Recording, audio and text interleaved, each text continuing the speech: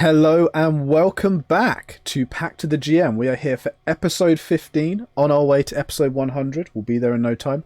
And we are a collection of unlovable misfits who have all sworn their souls to the power of the GM. Now, we were hoping to have the wonderful Travis Willingham with us tonight.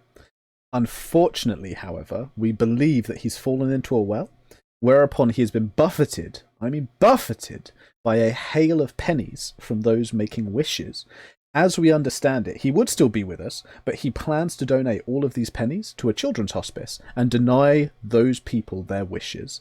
We wish him all the best in that endeavour, and we hope to have him with us next week. But we shall return to this week and what we're about to get started with, which is a continuation of our last little adventure. And to quickly sum us up on what happened last week and kind of put the context in for where we are now, Gavin will be taking this recap. Okay, so where we started last session, we were just in a camp on our way back to Farrick, which is the main city on this island, after collecting the tiefling by the name of Darkseas, where we were basically attacked by terrifying wasp things that took over Baron's body and nearly killed him, but luckily, due to some quick thinking on some people's parts, we managed to save him and quickly get rid of them. After that, we finally arrived back at Farrick and delivered Darkseas to to Yaria, who is a member of Shade, the same organisation of which Natara is a member, whilst also midway through doing this learning a lot about the scar that lines the sky above the city of Farrick. After that, we have now decided we finally got back to our ship and did the paperwork, which took way too long that it really should have. And we are now in the process of trying to find our original quarry, which is Aurello's Spine, or possibly under a different name, the dwarf from Houndsford. And I think that's basically everything. Yeah, not a hugely complex or in-depth session last time, more just kind of fight for the life at the beginning, followed by a little bit of wrapping up of loose ends before we prepare to head out. So we are back aboard the Cutlass, as it has now been officially renamed, though it has been suggested that perhaps you kind of paint over the name that's on the side of the ship so that people stop referring to it by its old name.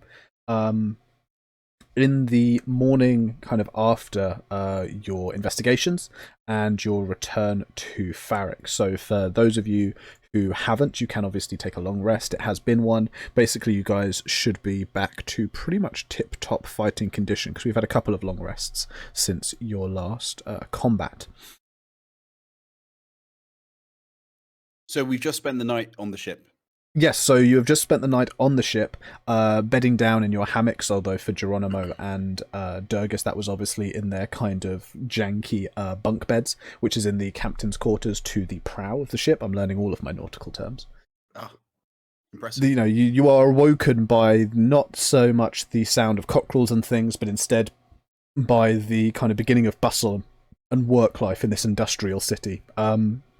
The sounds of great wheeled carts travelling into and out of the gate nearby, shoresmen calling out for cargo to be delivered and thrown about, the creak of the sails and the mast as you gently bob in the water while still in dock here at Farrick, bringing you all to around the kind of early morning rising of the sun time. And some nice ambient music, while you also tell me what perhaps you might want to be doing with your mornings before Yaria and, well, hopefully Yaria and hopefully your friends at the charter bring you some information before you head out. So this morning I had the idea that now that Geronimo has improved his abilities as a designer, as an engineer, as an artificer, he would try to wake Durgus early and rope him into helping him improve their bunk bed situation, to improve the captain's quarters, captain and first mate's quarters, as it were, with their bunk beds. I believe Durgus is a little bit busy right now. Yes. So Durgus will just be an aide, as Geronimo goes, I get the feeling that that this place could do with a little bit of a spruce up. So, Captain, I hope you don't mind, but I'm going to spend the morning just, making sure that the next time we come back, we're really greeted with a room that's fit for the true leaders of the Cutlass. That's Okay. what I'm going to spend my morning doing. Okay, you are welcome to... What tools have you got again? Remind me. I have 3 tools, I think. Let's have a look. I have thieves' tools, tinker's tools, and woodcarver's tools. Okay, we would probably be working with your tinkerers or your woodcarvers. The kind of bonus with either would be the same because you've got proficiency in both.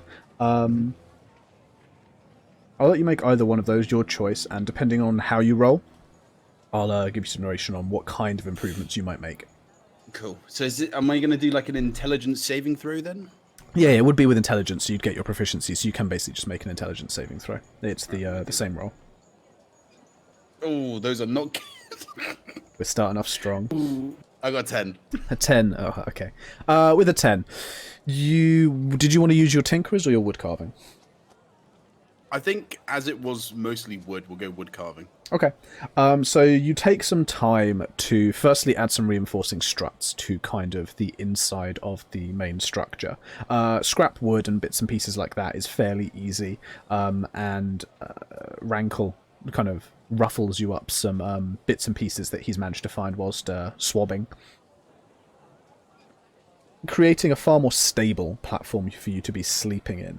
However, as you begin kind of working on it to make it look firstly a little bit more aesthetically pleasing and in keeping with the more luxurious accommodation of the captain's cabin, you realize very quickly that kind of any efforts you take perhaps to make it look a little bit neater, a little bit tidier, maybe just, turn some of those nails that are jutting out that might give you tetanus if they get you. As you try and mess with those, you realize you start to put the structure under strain again, and with the way you've put it together, it's going to take a lot more work, maybe even some undoing of work and then redoing of work before you can actually make it look pretty, air quotation marks. But it's definitely more stable than before. In a storm, you may not, collapse on each other. Well, that's good news. Yeah. Is anyone else up to anything in the morning as they awake before you depart Farrick? So Brannon would wake up relatively early and try and get some of his writing done with his spell scrolls to see if he can make a couple more. Okay. Feel free to. Is it a check for that? I believe it is. I can't remember. I think it's just time spent. Remembering that I get the reducement. You get Wizardly Quill. Yeah, you get the reducement for Wizardly Quill. I believe. What level spell are you trying to make? A level 2. Okay. I believe it's the level in hours, or at least that's how I'm going to run it for now, and I'll check after the session as a reminder. But that would normally be 2 hours, halved, I think, for your Wizardly Quill. An hour. You could spend an hour this morning doing that before you head out. It probably will take an hour for kind of everything to come together and for you to leave. So you can get a level 2 spell onto Ink and Parchment. Okay, he's going to do Mirror Image. Okay. Ooh. Would Brandon be hearing Geronimo at work? Without a shadow of a doubt, there will be probably swearing in Gnomish, loud banging, lots of soaring sounds. Interesting. Okay. Durgus probably calling out every now and again that you're doing something wrong, but offering not at all to help in any way whatsoever. Hey, Durgus would help. What, with You wood get your carve? goddamn hands off of him. Okay. Actually, where was my bonus for Durgus helping? I didn't know Durgus was helping because Jensen wasn't here, so... I am now, goddammit. Okay. Retroactive, come on, let's get Okay, you can have a retroactive advantage, which would give you an 11, which pretty much still keeps you in the same place. Yeah, okay. I have Smith's, Brewers, and Mason's tools, so unfortunately not. Durgus can instruct you on how to use that wood to make a barrel for brewing ale. Hell yeah. So, with these jobs kind of being completed over the course of the morning, the ship sits in harbour, left to its own devices now that you've acquired all of the proper paperwork and licenses, which are provided to you very quickly by one of the runners down from the dock, who basically brings this bundle of parchment, signed and sealed, basically marking that the ship is in your name now. It belongs to you. You are welcome to dock anytime you like at Farrick, free of charge. And additionally, it carries a certificate basically licensing Durgus as the captain of the Cutlass for any kind of legal purposes that might become important. shortly after the arrival of these documents, there would be a small procession of 3 individuals. One kind of wizened old woman leading a pair of younger, one dwarf, one gnomish, kind of assistants who are carrying writing tablets in their arms. She wanders up towards the gangplank and kind of stops before boarding, before nodding to one of the assistants who, you might be somewhere else on the ship, but who basically calls out very loudly, "Hello? Hello?" Bran, hello? oh, sorry. Hello? Is there someone aboard? Yes, the one talking. Fantastic. Have you come up to like the side so they can see you? Yeah, he'd like peek his head over the side. I believe there was a request for information. Hey, there was. Do you have any? Yes. May we come aboard? Durgus would peer now to see if like the sort of plank was laid out for people to sort of board the ship, or if he needs to do it himself. I'd assume it's out. You can assume it's out. Yeah, there you go. And he sort of, hey, and sort of waves the woman up. Yeah, she leads again the party, kind of fairly sure-footedly, as if she spent some time on ships, clambers up onto the deck before making sure assistants get there, and then turning to face you, Durgus. I assume you are the captain of the ship? I do be, and I've got this newly fancy license to prove it. Oh, very nice. I am the office holder for the charter here, and I believe there is a request for information regarding passengers aboard any of our cargo vessels arriving within the last... How long was it? One of the assistants kind of leans up and whispers to her. Yes, last 2 months. Yes, I believe so. I'm in Aurelio, Spain. Indeed. We have mention of one Aurelio spine arriving from Houndford, making their way here just under the 2-month limit ago. She kind of begins to run down the tablets as they're handed to her, almost reabsorbing the information as if she hadn't actually kept it in her mind up until now. He arrived, one of our regular haulers of cargo across the seas, emerging originally from Norcliffe. He disembarked here, where we lost contact with him. However, we have a different spine who boarded a new ship about 3 weeks after that, so just over 1 month ago. And what was his destination? The destination of this trawler was fairly extensive. They were intended to travel up towards the peak, down towards Langland, and then over towards New Haven, where they would finish their journey and return here to Farrick. Yeah, and Geronimo at this point would have poked his head out and been stood next to Durgus as a strong first mate would. He kind of look towards his dwarven captain and go, it kind of sounds like that our quarry's probably going to be up in that New Haven place. The flashy swordswoman, she said something about the same. I wouldn't be surprised if we end up finding him there, but I guess if we have the time, we can, pursue the other 2 options. I certainly... What is this peak? Sorry. Peak? Peak is an old watchtower of sorts, levelled many, many years ago, inhabited now by a collection of retired guards who offer bounties and keep a watch out over the greater eastern expanse. Captain, if he left there for about a month ago, we ain't gonna catch him in Peak. Sounds like we're gonna catch him in New Haven. Yeah, that's what I was thinking. Well, we can give that a go then. He sort of peers back towards the woman. Thank you for this information. Not a problem. Anytime. Just to add, we do not know the final destination of the individual you were seeking, as it was not recorded at the beginning of embarkment. With that, she then about faces, gestures with almost dismissive hands for the assistants to disembark, and then she herself follows down the gangplank. Have a good day! Jerome's going to call after and go, excuse me, you said that another spine that took the boat. What was the name that he took there? It goes back to the tablet for a second. Marva spine. Marvelous. How do you spell that? Marva. Oh, Marva. Okay. Marva. Thank you kindly. Problem. And with that, she continues on her way and they're stopped again, leaving you to ruminate on the information you've gained.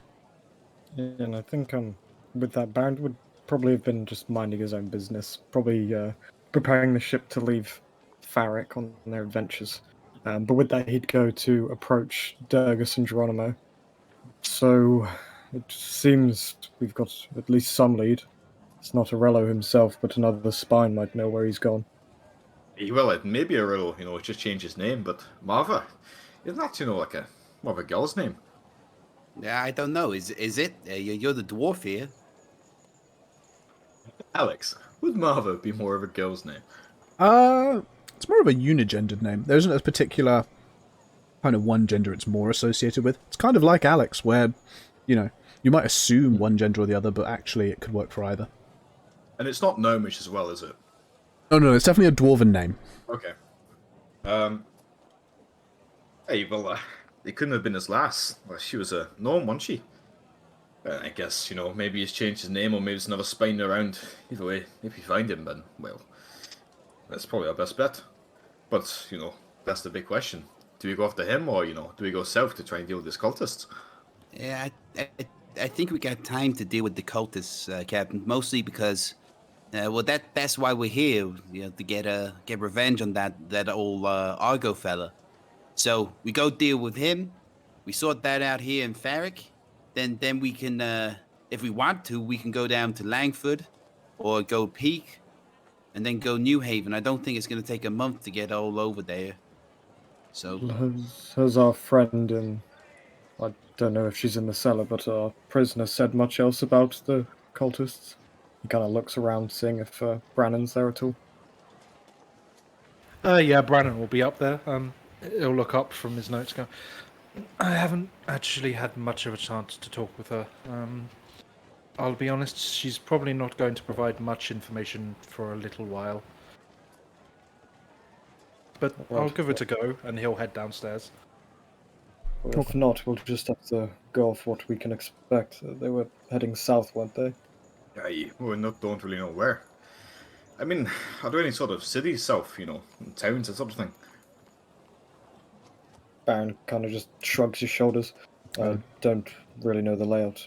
Well, Durgus, if you were to check the map that you had taken from the ship when you first took command, you would be able to see that south of Farrick, at least on the map you have, the only marked location where there was a settlement would be the island of Langland.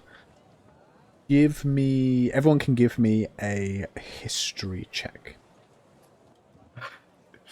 Well, this isn't going to go well. okay, history check. Nat 20, I want to see it, Jensen. It wasn't a nat 20. It was a 5. It was a... 11? Oh, Brandon got a 20, 4. though. Yeah, you got Not nat, but yeah. Yeah, you got a 20. Okay. So Geronimo and Brannon, you are both aware of the island of Langland, just because you know some basic history about the initial attempts to colonize eastwards from the Republic of Middenfair. The island of Langland is basically the personal property, if you will, of a particular family of kobolds known as the Angikovins. They were pretty much the original family of nobles who were really pushing expansion eastwards. And for their hard work and the huge amounts of money they invested into the projects, they were gifted, though they basically annexed this island. And so the family kind of estates, the family manor, kind of their domain has become this island of Langland. It's not at all a large settlement. For a 20, Brandon, you would be additionally aware that the Angikovins are formerly wealthy and powerful. The investments into expanding eastwards, whilst not catastrophic, were not nearly as profitable as promised, and ended up being quite expensive. and essentially over the many, many years and the multiple attempts to move eastwards, they became more and more reclusive and less influential and powerful, to the point now where they basically rule over this little kind of private island fiefdom, and they're never really seen anywhere else. Okay. He will probably tell them about that later, as he's already headed downstairs. John is going to look around, looking for Natara, and goes, has anybody seen Goggles? Ain't we supposed to be getting some information from her friend Yaria? We tell her to come, meet us here. Is that what we said? I believe so. Natara is still currently sleeping in her cabin, as nobody did anything. No. Geronimo's going to run down and jump on her. Like Wow. people's elbow, like... My God. Yeah, that like if you sideswipe that, that's someone falling out of a hammock. Okay.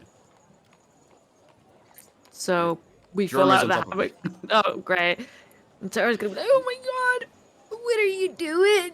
Yeah, you gotta wake up, Goggles. It's a fresh new morning. Get off me. You're too heavy. Yeah, Geronimo's going to get off and go, well, I ain't been so insulted in my entire life. I'm very It's small and light. pastries you eat. I don't eat any pastries. Nobody ever feeds me any. Something else entirely. Maybe it's because I got my tools on me. I was working on the first mate. I mean the captain's quarters. I'm surprised it didn't bloody wake you up. What did you bloody do last night? Work? Right. Well, seeing how you and working is as likely as a dwarf commanding a boat, I'm not going to display it for now. But still, your friend, your shade fella. Yeah. Well, of course, we're going to ask her to come and give us information, but she's not showed up yet. Do you happen to know where she lives, Summon? No, we've spoken about this earlier. She could, yesterday, she could be, anywhere. Do you have some sort of communication thing that you can do, like a really loud, like or something? I don't know. I mean, I could write in the sky. What do you mean you got bloody right in the sky? Hey, that's pretty cool. Can you go right in the sky? I want to see that. Oh, it's not gonna send the authorities on us or anything. It's not like explosions. No. I've got to be the responsible one now. I'm the bloody captain. What does it do? Yeah, How'd but you Captain, do it? you are the responsible one. I like to be quite blunt, but I don't want this bloody ship seas by those blighters. I mean, it's all that bloody stuff I had to go through.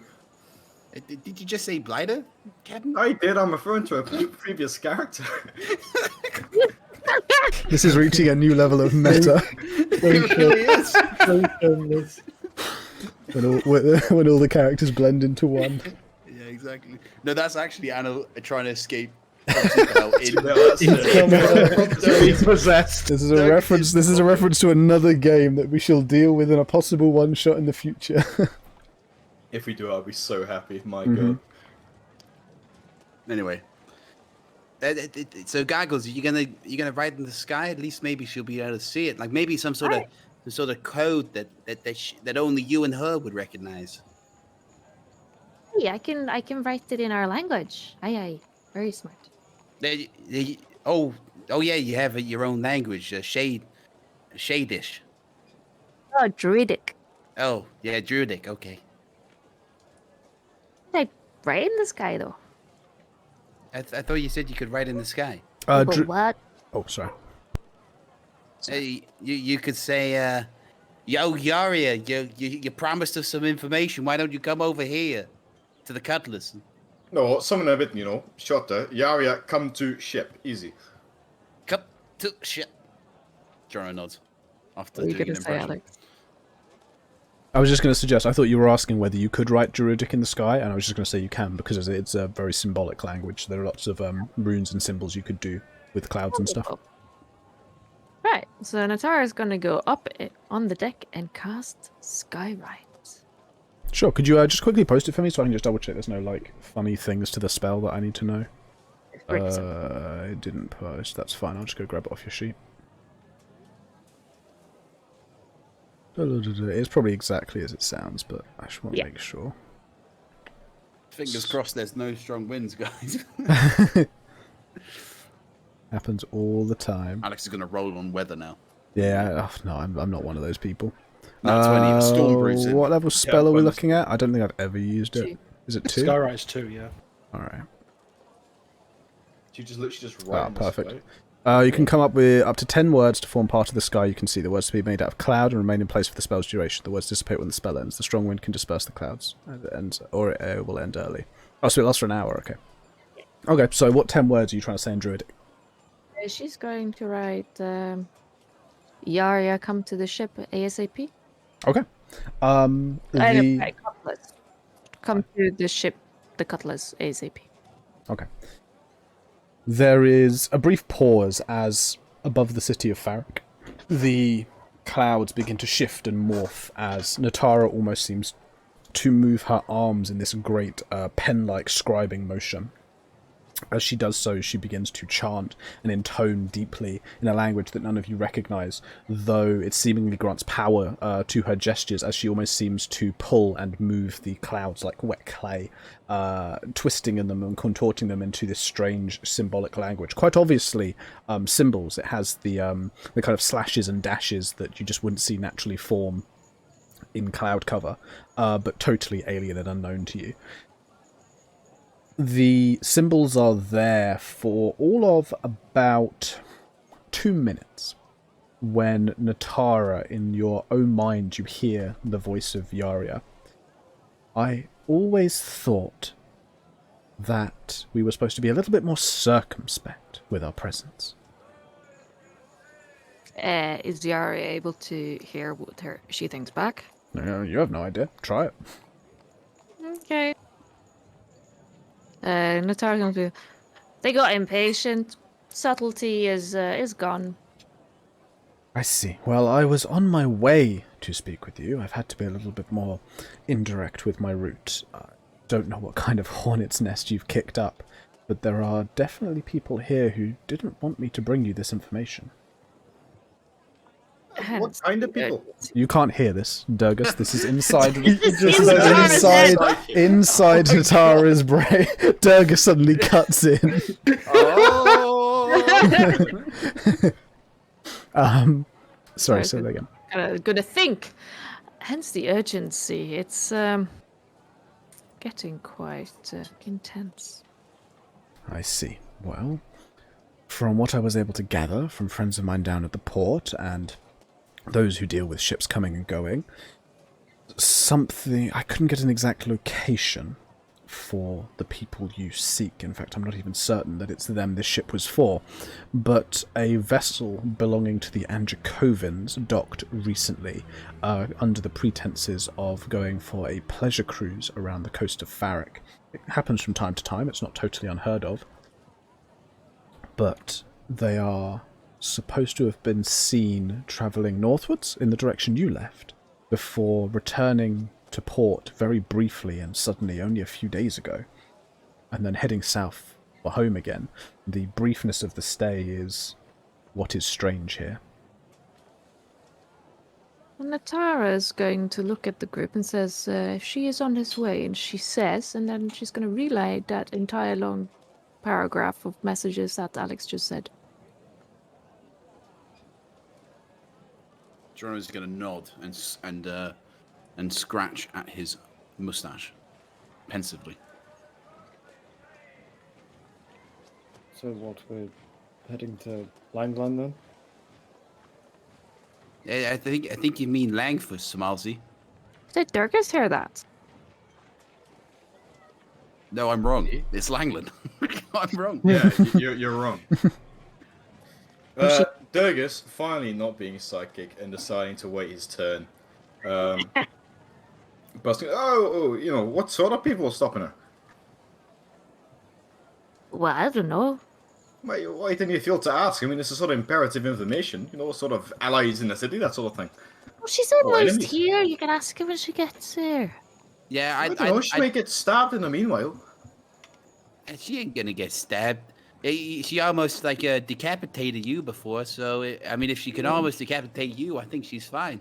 Well, she did almost okay. I could have stopped her if I wanted to. And second off, I Very mean, okay. bloody Mr. Well, Brandon and the tower got your bloody ass kicked to you by the cultist fellows. Sure, Captain. Don't worry. You're very strong. Jordan's going to give him a thumbs up. I don't understand what you're saying half the time, but aye, whatever. How long did she say she'll be?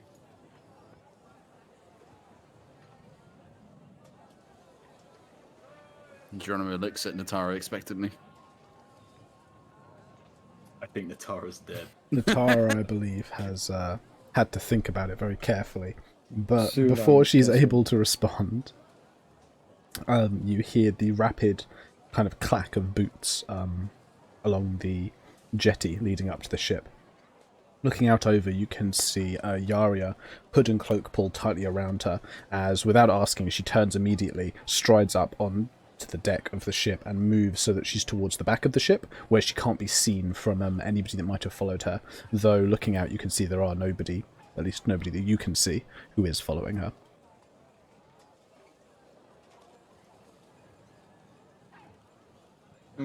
Okay. Well, Geronimo's going to walk up to her, actually, before Durgus manages to, and kind of looks up to her and goes, "So, hey, Yari, welcome to the Cutlass, firstly. I'm the first mate, Geronimo. Or Toast. Toast, you can call me Toast. Yes, I remember from when you first introduced yourself, when you arrived in Farrick. Your ship is lovely. Thank you for the warm greeting. Hey, now let's get down to bloody business. You said people were following you or trying to stop you. Who were they? I can't say for certain exact people. However, I went to meet with some of my friends last night after you had visited. I made sure Darkseas was safely tucked away at home before going out, and my prodding and my poking and my questions clearly put them all on edge. No one seemed too comfortable to discuss this matter, which was the first indicator that you're dealing with something quite nefarious. Additionally, I definitely left the tavern with people following me. I don't know if you know that sense, that feeling, eyes watching the back of you.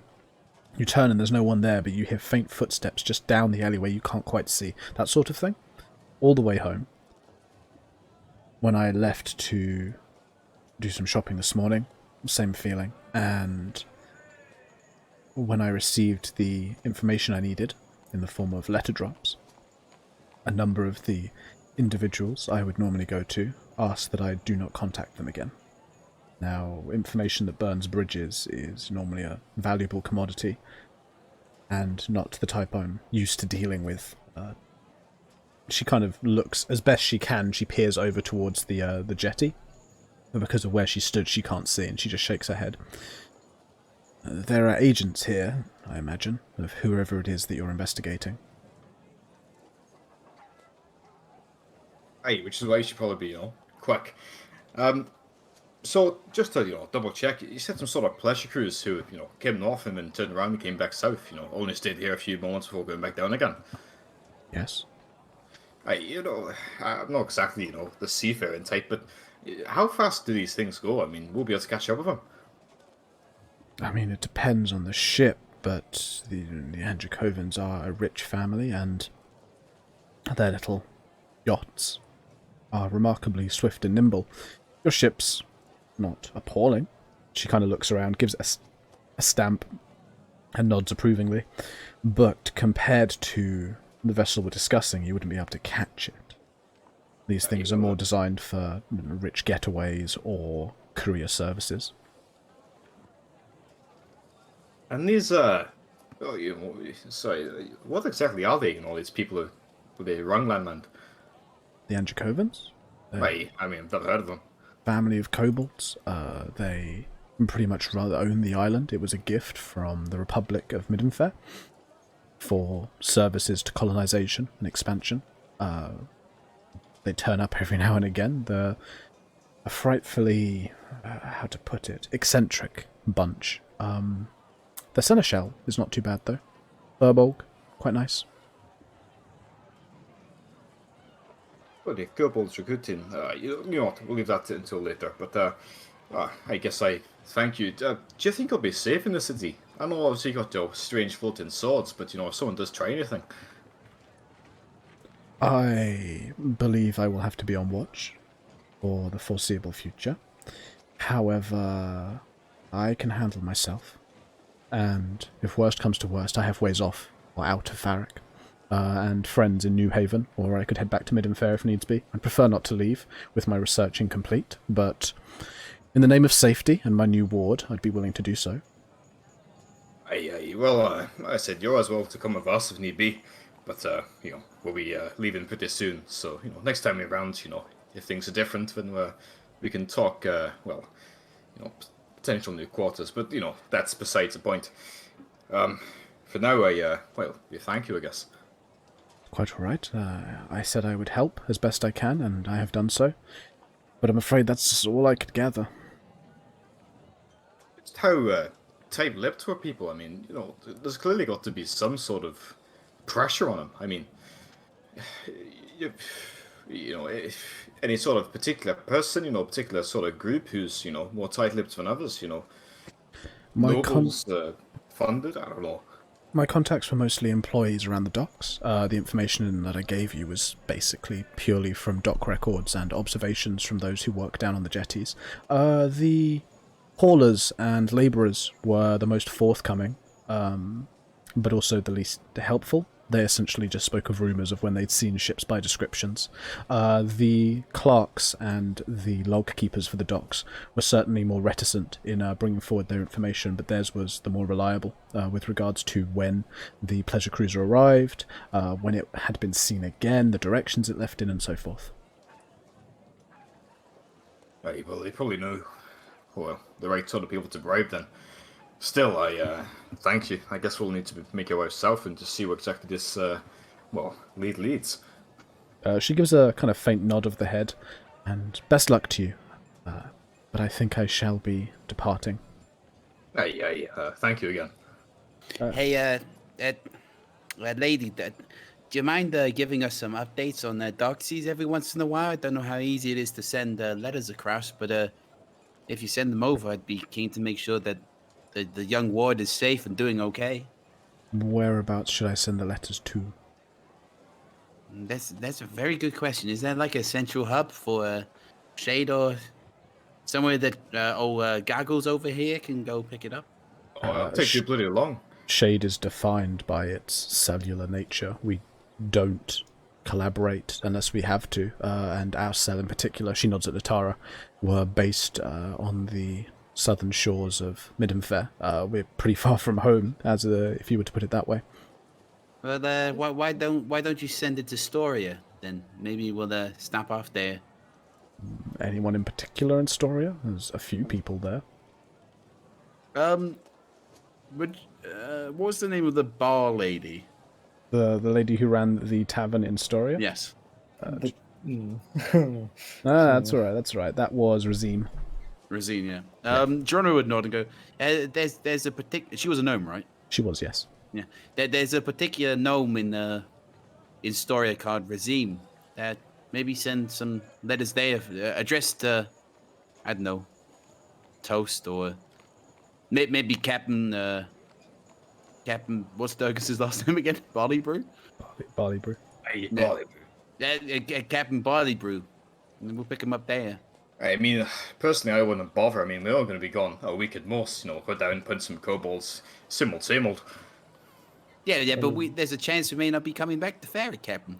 Well, with Reginald being in Story, is it a good idea to have letters sent from Farrick addressed to us? No, he would not. Could you not send an animal like I can? The issue isn't transmitting the information; it's locating you. Well, if you're moving about, that's very, very difficult. Indeed, but if you've been on the ship, it should be able to locate it. She peers around for a moment. I'm afraid, as before, my magic is not quite the same as yours. You deal with the nature of the world and the plants that grow in it and the beasts that crawl upon it. I deal with their psychology and the impact of their presence upon the very fabric of reality. Sounds real complicated. Okay, well, hey, why don't you just do what I suggested? I don't think, oh, what's his tits will be there, so. What's its tits? What was that? What's the, what? Okay, No, all right. I like it. It's just. I'm just role playing, guys. Come on, like, what's going on? What's his tits? like Oh, it. I just didn't expect that. So abrupt, yeah. All right. I mean, I feel ashamed of what I said. I'm kidding. No, You don't, dude. I say it all Take the it back, time. take it back. no take backsies. Hey, that's what I like to hear. Sorry, just to clarify, how long has it been since? Well, to Geronimo's mind, and if you were to take a guess, just randomly now, or at least remembering his time period that hasn't been, 15 sessions stressed over a number of months. How long has it been since they left Astoria? Getting close to 20 days. 20 days? Okay. Yeah. With all of the sailing and the travelling on the island that Farrick's on, it's been about 20 days, 20 roughly. days, okay. Geronimo nods and kind of taps his chin a little bit and looks at it and goes, "Yeah, I'm kind of not scared of old Reginald being Astoria. I mean, it's been about 20 days. He said he was going to wait, 7 before he set off, so... Well, so I told you. I mean, he may have, contacts and things. I mean, the same way we're using her, he's probably, having other people to, use them. Yeah, but there's no way he's got, shade contacts, does he? He sort of throws up both his hands. Well, I don't know just how shady they really are, but, it's possible. I mean, you saw the bloody confidence of the man. He could bloody snap you in two with his bloody hands, never mind his mind. I mean, there's something, behind his eyes. He's crazy. Yeah, I don't fancy doing the tango with him. Exactly, which is, I mean, we'll be back anyway. I don't see the point in these letters. I've never sent one. Okay, fine. I trust you, Captain. You got my best interest at heart. Well, I've got the crew's best interest at heart. Yeah, but you got my best interest at heart. And Geronimo can lean in and say that. Still, it's, well, nice scene again. Yarya, sword woman. Nice to see you two again. Now, I think I shall be off. And with that, she kind of gives a bow of her head and then makes her way towards kind of the gangplank off. Mm-hmm. Leaving you to decide what your next moves are. The sun continues to shine. It's a fairly tepid day, not quite as warm as it has been. The wind is blowing gently. A fair breeze to take you southwards and perhaps westwards. Just before we start heading off, Brandon's probably going to quickly head into town back to the magic shop to do a bit of buying and selling. Okay, so we're going back to... Xantham, was it? Yeah, Xantham. I'll find the name of this thing, because it's got a funny name. Yes, no, Xantam de Coutaine. Yeah, that's the one. How long would it take me to get there, actually? Across the city? Yeah. At this time of day? At these prices? You're looking at maybe half an hour to an hour. This'll if you want to go shopping, this will take your setting off pretty much from the morning and put it closer to noon. Okay, he'll go back to the others and go, I've got a few things to sort out first. Do you mind if we leave a little later? We'll need time to prepare the ship anyway, so by all means. I'm collecting. Is there anything else I can grab for anyone else while I'm there? Baron just shakes his head and looks to the rest of the group. Geronimo kind of looks towards Brannon and go, Hetzy, do you think it might be worthwhile if we got one of those, fancier magical potions that restore health? Yes, but they're quite expensive. I was planning on getting a medicine kit anyway, so we can do at least some healing, but if I have enough left over, I could grab one of them too. How expensive do you think they will be? Well, last time I asked, it was, I think, 40, 50 gold. Oh, that's quite expensive. We should do some more jobs to get some more gold, because I think we're broke. I Yeah, have that was- some, and I'm going to sell this scroll, and he takes out another one to maybe get a bit more, and hopefully that should get us a medicine kit to at least keep us alive. You're the sort of book reading type. Can't you make those, potion things yourself? Not me. No, I can tell you how they work, and I can write down their construction, but alchemy is not something I'm exactly proficient in. Ha ha ha. Yeah, me neither. I build stuff. I don't mix things. Oh, bloody hell, but you, Natara? I mean, you just don't deal with herbs and things. Well, let me check my sheet pretty quickly. Natara, based off what I think I remember about your sheet, Yes. you don't have like alchemy supplies or anything, do you? She has some actually. It's herbalism kit, as I remember, isn't it? Herbalism okay, is one no, of them. she has No, lots of different vials of different stuff. yeah, there is herbalism, but alchemy, I think alchemy tools, alchemists' tools, are the ones I would use specifically for making Just that. potions. So what Okay. I would say, Natara, is you do have some medicine training, and obviously you have an awareness of flora and fauna and kind of natural methods of healing. So you definitely have some kind of awareness on how to use medicine kits and to create poultices and kind of treatments, but your medicine doesn't stretch to the magical variety. Alright. Out of interest, how would we go about as a player gaining that proficiency, or would it just be a feat? I'd probably tie it in with the feats and the kind of regular class progression that comes Okay, cool. with picking up something like, I think it's skilled. And then narratively we could tie it in from there, but I'd probably ask it be part of your normal class progression. Fair enough.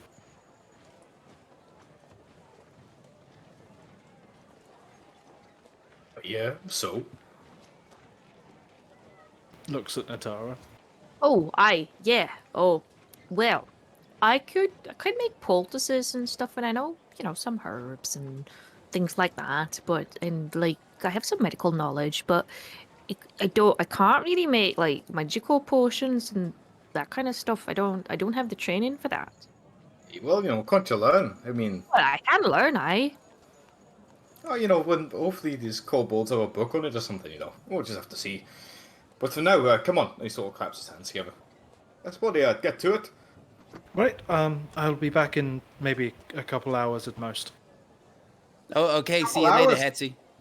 At most, I'll run, and Make he's it actually going to run. Okay, give me an athletics check then. Huh, your best there. Can it be acrobatics? Absolutely not. Oh. What is he from for the people? Brandon, Oh, those are okay rolls. Oh, never mind. no. An 8. Okay. So, Brandon, you do break off into a run. And those of you on the deck would absolutely be able to see Brandon working his little heart out. But it's not great. It's like watching Bambi run on ice. He's not the most physically capable. He's not in the best shape of his life, but God bless him, the heart's there. And Brandon, you make it kind of through and into the city fairly quickly. However, before you even arrive at the magic store, you're beginning to flag. This is a fairly long run through the city, and you've been skipping your cardio days for a little while now, instead training with your magic wands and whatnot. So that by the time you get kind of into the city proper and you're diving and weaving between different alleyways and stuff, you are just forced to bring yourself to a halt, kind of wheeze and heave for a moment, wiping the sweat off your brow before continuing in a much more reduced pace. You manage to make up a bit of time. Like, it's a little bit faster than if you just walked the whole way. But by the time you arrive at the shop, you are sweaty, you are out of breath, your legs ache. All in all, you just don't feel super comfortable. Okay. As you make your way inside, the shop is exactly as you remember it, except standing behind the counter is not the proprietor who you met before. It is instead a fairly chirpy, middle-aged looking gnome who spins around, places her hands on her hips and looks up at you with these deep brown eyes. Hello there! Hi! Sorry. Just give me a moment. Of course, And got all the he's, time in the world. I have some things to sell. Sales? For us? Sure, what do you got? This is the main one, and he takes out the magic scroll. She takes it off you very quickly, kind of shaking it from side to side to dislodge a drop of sweat that had come off of your brow. Let's take a look at this. She kind of peels it open and almost leans down as if to sniff it before going, "Magic's certainly potent in it. And whenabouts did you scribe it? It looks relatively fresh." Oh, it's only this morning, actually. I would have done more, but I didn't have the time. Tell. Not a smudge on it, though. You must be all practiced with your quill. It's getting there. No, it's pretty good. What spell was it again? Mirror image. Mirror image, thank you. Mirror image goes for a fairly good price. Lots of the wealthier families around here like to have one in the back pocket just in case. And even some of the wealthier merchants pick them up now and again. You picked a pretty good one to go for. How much are you looking for exactly? Well, I need to get a medicine kit, so partly in trade and maybe a couple healing potions as well, or maybe just the one. She gives a kind of sniff for a moment, as if weighing up the options. In trade, you say? I'll tell you what. I'll give you 2 healing potions and a medicine kit with all the bits and bobs you need in exchange for the scroll. That works perfectly for me. You got a deal? She holds her hand out to shake your hand. I'll shake it and take it. Absolutely, and she whips the scroll away, tucks it down under the desk, and immediately scampers off, beginning to collect some of the bits and pieces that you had seen the proprietor from before gather when you were talking about what you might purchase.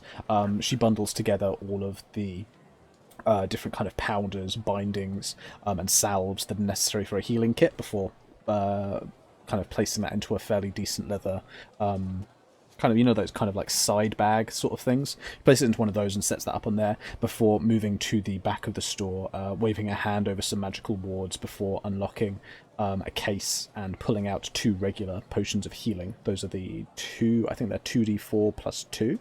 I think that's right, yeah. Yeah, 2d4 plus 2, so that's 2 of those that you will have in your inventory, as well as the healing kit, which obviously has the 3 charges before you need to restock it, whether by your own hands or by paying someone. But yeah, they are provided to you, and she kind of places her hands on her hips in that kind of almost superhero fashion, looking very proud of herself. Exactly as you ordered. Perfect. That is wonderful. I have one final thing, and Of course. he's going to take out the bag of the gems and jewellery and place it down in front of her. We managed to scrounge this together between us. We're looking for money for the road. Odds and ends between people, but we value it maybe somewhere about 80, 90 gold. Do you mind? She kind of holds her hand over the top of it. Begins to ruffle through, dig through, pours them out, very carefully, making sure that nothing gets knocked to the side before she lifts them up and begins inspecting them very closely. We aren't jewellers here, and from what I can tell, again, gives one of them a quick sniff before kind of running her hand over the others. No inherent magic in them either. We'd be willing to take them. They are basic, mundane, you might say. Yeah, I'd be willing to take them, but we might not be able to match your valuation, only because we might have difficulty shifting them. Is there anywhere else in town nearby that would take them for the... and as is? Gem trade is difficult. Predominantly small workshops in the old city. There's a couple up there, but Frank, you'd spend your days marching between them, having them argue over prices. Have you got that kind of time? What would you offer? All of them as is. Give me a persuasion with advantage.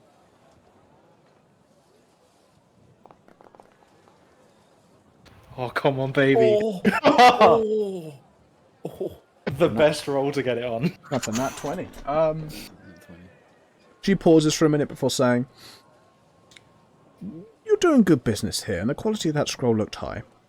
You also look like you need a break." She kind of gestures at the sweat still beading up on your forehead. "I could run to 70.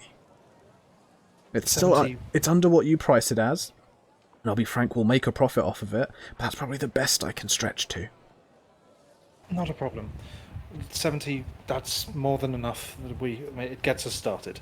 Fantastic. With that, she begins collecting up the gems before fiddling with a coin box, counting out the 70 gold, and then tucking it into what looks like to be a a fairly nice little baggie for you.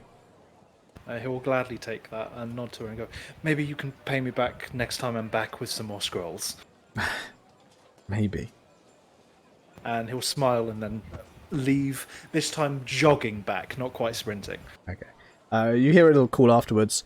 Tell your friends about Xantam! Before you begin your jog back through Farrick. For the rest of you, is there anything you'd like to do other than get the ship ready to sail during Brannon's kind of leave? I think Durgus would, obviously, apart from sort and rigging and things like that, he'd go to try and resummon Pudge to see if he's all right, if he's recovering. You could do so. Pudge would reform. Once again, you'd be able to see the... It's been a little while since you had Pudge out. So rather than in a kind of terrible state of anguish and pain, Pudge still looks far more well put together again. However, you can see that across his form, this kind of myriad of puncture marks where he was got by the wasps. They appear to have healed up on his scales quite nicely. They're kind of like that pale scar tissue kind of colour, changing ever so slightly with the kind of shifting chromatic nature of his skin. But he seems in good spirits as he gives this kind of almost belching bark. Oh, yeah. He'd lead down, sort of, well, not ruffling his fur, but also scratching behind the ears, that sort of thing. Just double checking you're right, lad. He took a bit of a sting back there.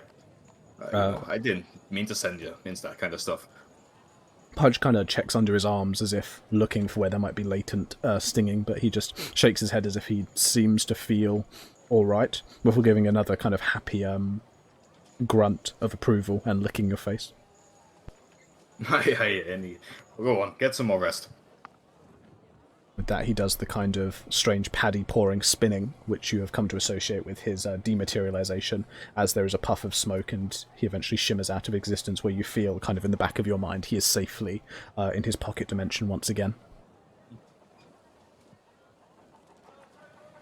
Yeah, I think sort of content he hasn't like fucking perma-killed his new best bud in the entire world. He'd go back to sorting out the ship. Okay. Yeah, Joro would be also doing the same, making sure the ship is ready and without any holes or anything from... He basically give the ship a once-over to make sure that there were no problems with it. Fantastic. Before they set out. Yeah, no check. Oh, sorry. I was just going to say Baron will probably give him a hand. Yep, absolutely no check necessary. You've got plenty of time. You guys have sailed the ship a fair amount now. You're not experts by any stretch of the imagination, but you've come to understand the basics. And the ship itself is still in very good condition. Nothing happened to it whilst you were away.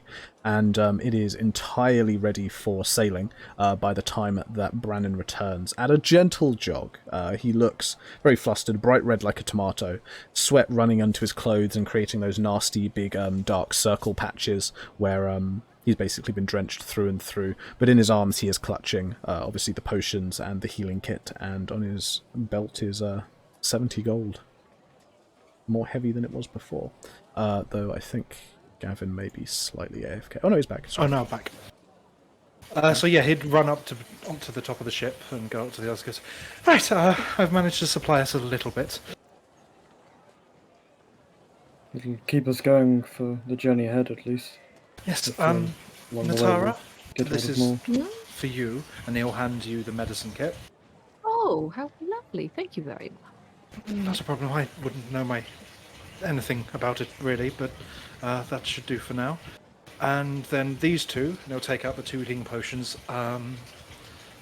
Possibly best if I give it to you two, and hands one to Baron and one to Durgus. And Baron will take it, giving Brannon a nod. Thanks. You two seem to get the most beat up, is all I'm thinking. Well, I'm sure I'll put it to good use. Hey, thank you. And he sort of takes it and dunks it into his belt. And on an offside, are you currently in the shower, Gavin? Yeah, Brandon has decided to do this whilst having a bath or a shower to avoid being so sweaty. No, someone is doing the washing up in the next room. That's fine. Yeah, That's I fine. see. That's fine. Is there any other plans to do in the Bay of Farrick, or are we heading out? I was going to go grab some brewing stuff, but I have no money, so we'll save that till next time. Grab some growing stuff. Brewing stuff. Oh, brewing. okay. I thought you said brewing. Brewing. That's absolutely fine. So if we're heading out Oh. to sea... Oh, sorry. I am proficient.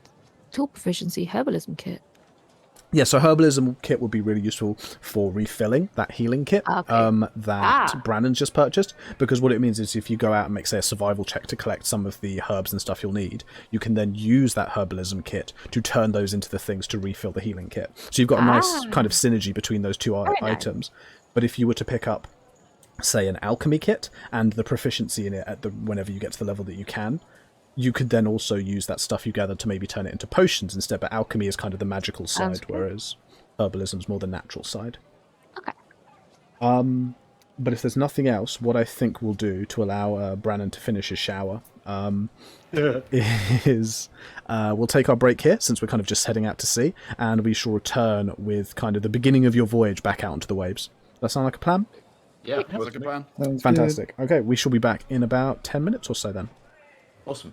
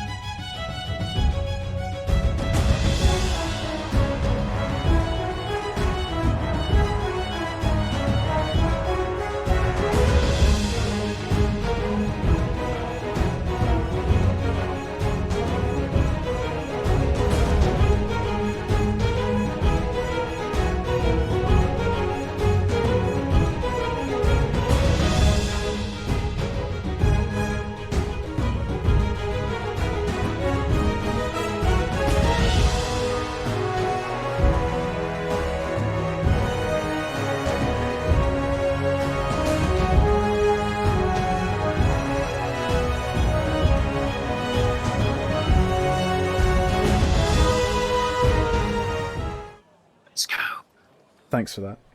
Welcome back to Pact to the GM following our break. We have come back refreshed and ready to continue and entertain ourselves. And we are heading off into the deep blue, sailing out of the Bay of Farrick. You take to the seas, the wind billowing into the sails, as the sounds of the city, industry, and a great many people are left well behind you, replaced instead by the creaking of the mainsail, the caw of seagulls, and the crashing of iridescent blue waves around as the salt spray shoots up over the deck. It is a fine time to be alive, and it is a wonderful adventure to be travelling off towards the horizon. Could each of you please give me perception checks? My rolls have not been good so far. That's fine. Get Let's the see bad what we ones get. out of the way now. 11. Not quite got A 6. That's the bad ones. We'll do an Atara roll for her just quickly. That is not very good. Okay. We roll again. No. Wisdom is our friend. Wisdom is your friend today. So, continuing out of Farrick, I just need to check me some distances. Oh no. Okay. It will take you almost 3 whole days to get down to Langland with the speed that you currently travel. Days turn into nights, and nights pass back into day. The ship that you are chasing, though of course you don't know what it looks like, never seems to materialize as the coast of Farrick, the island, passes by on your port side. I'm learning it. Eventually, however, you round kind of the headland that makes up the south of the Farrick Island, and you're off into the more open waters between the island of Langland and Farrick. During this journey, the weather remains astounding, and you are able to enjoy a couple of days of plain sailing down towards your destination. Is there anything during the journey you guys would like to get up to?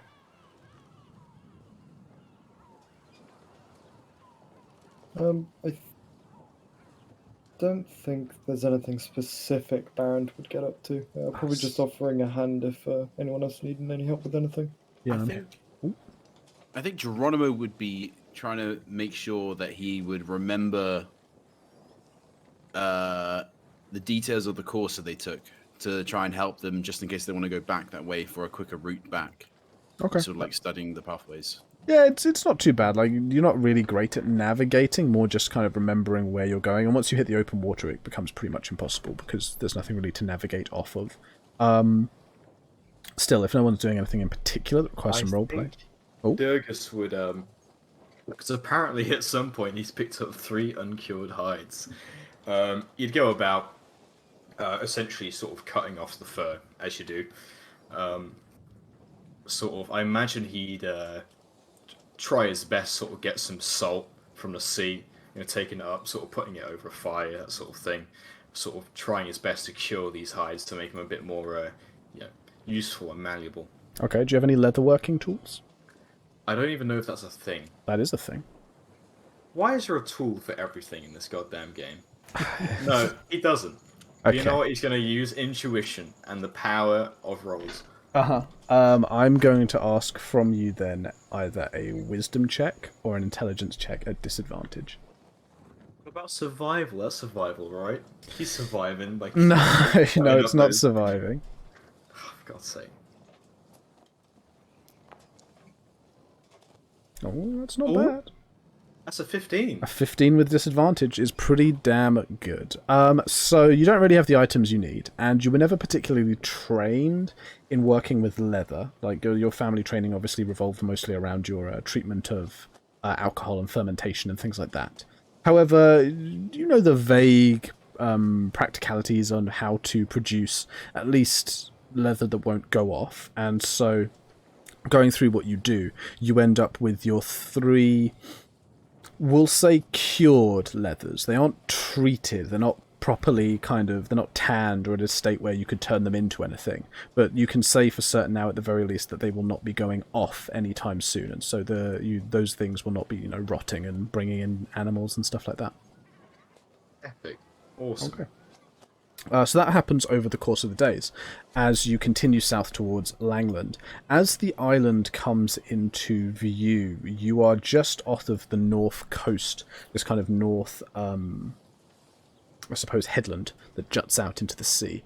It's mostly made up of these quite high rocky peaks, and in fact at the base of them there is a number of fairly tall sections of rock, clearly creating a set of shallows that is a trap for ships going near.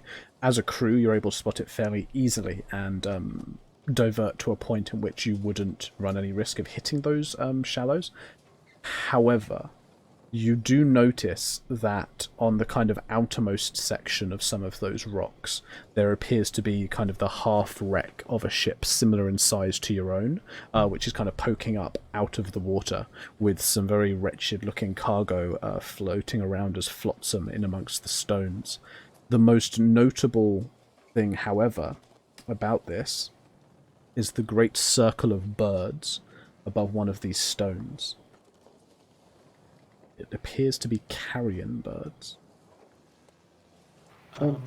How far away is it from us? Easy enough that if you were to turn course, you'd be there in maybe 10 to 15 minutes, but far enough away that you don't run any risk right now of hitting any of the rocks. I think, Captain, that maybe we should go investigate that. Well, you don't need to really tell me. I mean, when an adventure presents itself, I'm in. And already he's sort of spinning his wheel to try and get a little bit closer to this thing. And if you don't, you probably remember, Captain, that the last time we did it, we found Pudgy. Not Pudgy, Pudge. But Yeah, Pudgy. Why do you always have to name something, the name is not? This is more interesting. Well, there's not really much difference between Pudge and Pudgy. I mean, you just make it sound a bit cute, and he's not cute. He may be a little bit cute, but he's a fearsome animal. Well, anyway, with the carrion above, there's likely survivors or rotting Most likely weeds there. dead. Well, Well, they haven't landed, so chances are maybe not yet, although it might be close. Baron, would you mind helping me with getting the rowboat ready? but yes, of course. Baron would begin preparing a little rowboat, provided the ship's got one. Yeah, the ship will have one. It's how you got aboard at the very beginning when you were abducted. Oh, yeah. Yeah. Continuity. So, as I said, making your way over is the work of 10-15 minutes. It doesn't take particularly long at all. It's not too far out of your course. Durgus, give me a wisdom or intelligence at advantage. That's a 21. Easy peasy. You're able to navigate the ship in fairly close, bringing it almost right up to the rocks without even touching any of the traction on the bottom, leaving the ship entirely unscarred as you pull right up to where the rocks are. The rowboat, meanwhile, is prepared and ready to be dropped in at a moment's notice at the back of the ship, which is where it's normally stowed. For those of you watching as you get closer, details begin to become more clear and obvious as you approach these jutting out rocks. Most of them are very worn, covered in that kind of seaweed and lichen that builds up over plenty of time spent out at sea. And you can tell probably when the tide is coming inwards that these rocks actually almost become entirely submerged. Perhaps what trapped the half of the ship, which seems to have rammed itself and become stuck on the rocks ahead of you. The barrels and boxes that seem to float about in the water are mostly entirely broken open and appear to have left a fairly nasty, deep purplish stain in the water that almost seems to hang around like blood. Despite the wildlife above you, a circle of carrion birds, you see very little in the way of dead bodies or corpses. Instead, against one of the rocks, a person has been chained, wearing very little but this kind of scrappy loincloth, which is entirely soiled by who knows how long out at sea, as well as just the waste of people who are stuck in one place for a very long period of time.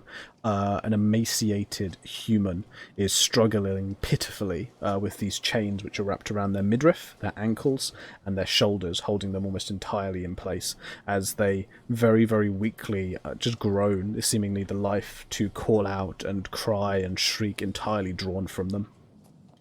Wait, sorry, they're chained to the rock. Yes, they are chained to the rock. Okay. Is there a And they- buzzer gnawing on their liver, perhaps? There isn't, and they haven't stolen fire either. Okay. But above them there are a number of birds that seem very, very interested in striking down as soon as they stop moving. But from where you can tell, they haven't stopped moving yet. And sort of seeing this person, I think Durgus would sort of stand up at the helm of the little rowboat, being careful not to like send the thing toppling over. It sort of waves towards him. You're right there, lad. Your call is fairly loud and clear over the rush of water around you, and their head almost limply manages to lean over, doing its best to peer up to your ship and where it is. There is a strange kind of waviness, as if this person is quite delirious, as this just whine of, they're coming. Get the man some water, and Natara, would you mind having a look at him? Oh, I can have a look at him. He's still a little way away, maybe about 40 feet or he's still 40 feet or so chained to a rock. Like, you can't bring the ship right up to him because then you'd crash. But he is within calling distance. I think Durgus. Oh, sorry, go ahead. So Durgus, he'd look around for sort of other nearby rocks, which, you know, maybe had like skeletons chained to them, implying that there's some sort of like capital punishment, or, you know, if it just seemed to be a once in a lifetime case. Give me a perception or an investigation at advantage because of how specifically you're looking. Okay.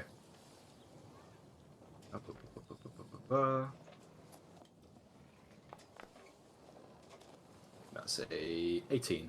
18's pretty good. There are definitely a few rocks nearby, not a huge amount. This is, as I mentioned, kind of further out on the precipices of the rocks coming up from the seabed, and the others don't appear to have any sign of skeletons or evidence that people have been chained up to them, from the best you can make out. There's no kind of like marks in the plant life on them. There's nothing to suggest that there was someone chained and has since been taken away. There is just this one person.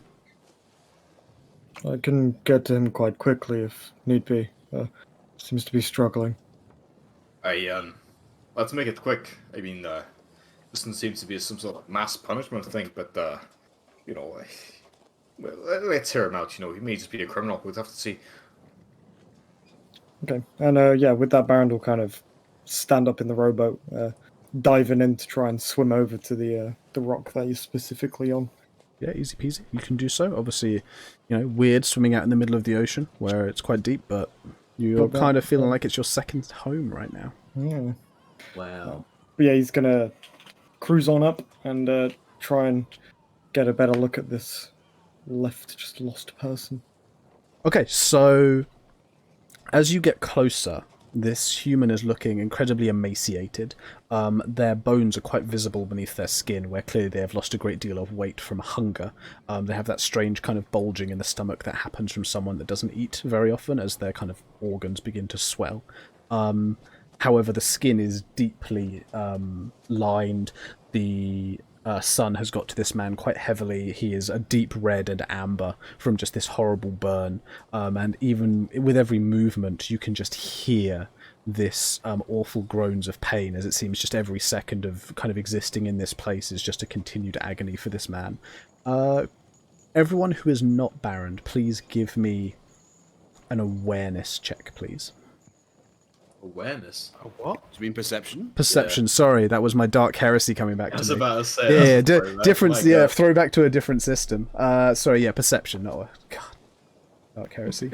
Pour some out for one's forgotten systems. Yeah, 6 for me. 13. Oh, that's a big roll from Natara. That is a great roll from Natara.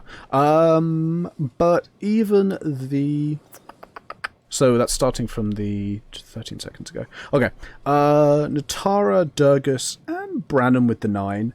You would all notice that as Baron gets closer to the rock, the birds above become more agitated. They don't strike down. They don't call out loudly or aggressively, but they certainly begin to move more erratically and kind of clump up together and then burst apart in the sky. I think noticing this, Durgus would sort of quickly fumble down, obviously untying that book from around his chest before fumbling to a page he was quite ready with, his corner already creased as he reads out the words once more for "speak with animals," if that's alright. Yeah, of course it is. Sort of feeling a sort of tingling on his tongue, he sort of peers up and starts to squawk as he speaks towards these sort of mounting buzzards. It's like, "It's not bloody yours anymore, alright, sod off." Okay. I'm actually going to take what you said and hold it for a second, because I want to hear what Baron's going to do during your conversation with him. Because you're clearly speaking to the birds rather than talking to Baron, so I want to hear what Baron's going to do before I go to the birds. Okay. First of all, does he seem recognizable at all, or is he kind of in too much of a malnourished state to really... I mean, he is in an awful state, and his hair's long, and, you know, he's not in a condition in which, if you maybe had met him before in another life, that he would be close to recognizable. However, even just the bearing and the manner of the person, you don't think this is someone you come across. They're kind of middle-aged male with kind of long grey hair that's beginning to recede from the front of his head. Yeah, no, you don't really recognize the face at all. Okay. And what kind of condition do the chains appear to be in? Does it seem like... The chains look rock solid. Whatever they're made out of, it must resist the rusting effects of the salt water, because they have kind of evidence that they've been there a little while. You can see the beginnings of some of the plant life growing onto the kind of the links towards the back where they move less. Yeah. But the metal itself is still very deep, sodden wet, so clearly it gets the salt water on it, but there's not a hint of rust on it. Okay. Well, in that case, Baron would bring up his water skin, offering it towards the man. Do you have a name at all? Does he try and kind of pour some, at least into his mouth as best as he could?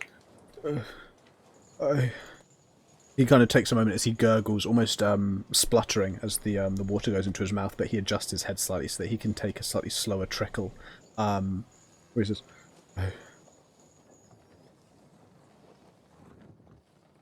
Casper. My name is Casper. Casper. Right. What did you do to end up here? I was looking for someone, and they found me first. Not a friendly acquaintance then, I suppose. There is this kind of gurgling cough that you interpret as an attempt at laughter, but clearly his body, kind of the racking pain through his body, just won't allow it right now. Right, well, we're gonna try and at least get you out of here. Not sure exactly where you're headed, but we can discuss that when you're in better shape. And he'd kind of look over to see how far away the rest of them were, still kind of paddling over in the rowboat. The rowboat wouldn't be too far. If everyone has got onto said rowboat and they've continued paddling, they're probably no more than 10-15 feet away. Okay. Yeah, in that case, Baron would look over to the rest of them. Can anyone break or unlock chains? They seem quite sturdy. Would Geronimo be able to do it with thieves' tools? Or tinker's tools, or woodcarver's tools? No, thieves' tools would do it. The kind of locking, the kind of padlock mechanism is set into the back of the rock, so you'd need to kind of go around the back and clamber up and do it, which might be a little bit dangerous, because you'd have to clamber up the back of this rock. But your thieves' tools could certainly make a go at trying to break the lock on the back. Okay. Geronimo looks over to Baron and goes, Yeah, I think I could probably do it with the tools that I got on my belt, but it looks kind of dangerous. going over that way. If you can support me, then maybe I might be able to get there. Otherwise, I'm gonna fall in, and I don't fancy drowning. Well, I can try and hold you up, I suppose. He looks a bit confused, but we'll try and provide some kind of support, or maybe even something to like wrap Geronimo around with so he wouldn't fall off. Maybe unspooling the rest of his rope, 15 feet, and quickly making not necessarily like a harness, but something for Geronimo to sit on. Okay, so are you going back to the boat and you're doing this from the boat upwards? Or is Geronimo getting in the water and you're getting him up from the water? Not sure. What do you think would be the best way of doing it, Jake? I think probably from the boat, Geronimo would say is the best. Because that way we've got a more stable foundation. Okay. To work from. So that's what Geronimo would think. So that's what Geronimo's gonna suggest, yeah. Get the boat against the rock, and I'll try and keep it in place, but try and catch him so he doesn't fall in either. Yeah, you just use your strong muscles there, pal, and just keep me up. Yes, right. Yeah, and I'll be here just in case. Okay. In which case, could I get athletics checks, please, from Barrand and from Durgus to determine kind of the extent of the help? Obviously, you will be helping no matter what, no matter how low you roll. 24. That's a very, very good roll. That's an okay roll. No, 24 and 14 are good rolls. Geronimo, could you please make an acrobatics check with advantage? And the DC has also been adjusted because of those good rolls. Oh, let's go. Ooh. 21. 21 is fantastic. You guys work like a well-oiled machine. This plan clearly settles into your minds quite clearly, and some kind of innate understanding of what you need to do comes together. As Barrand, you clamber back up into the boat. You kind of act almost as the anchor at the front of the rowboat as it's pulled round to the back of the rock, heaving the boat as close as you possibly can before steadying yourself and then providing a kind of arm to help lift Geronimo up.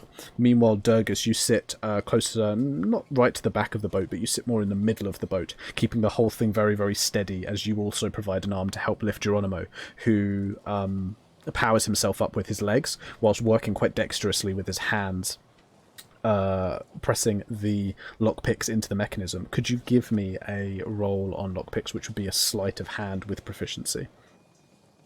Sleight of hand. I have it as proficient anyway, so... Yeah, so roll the same. It's the same thing then. Okay. 19. And 19 is pretty good.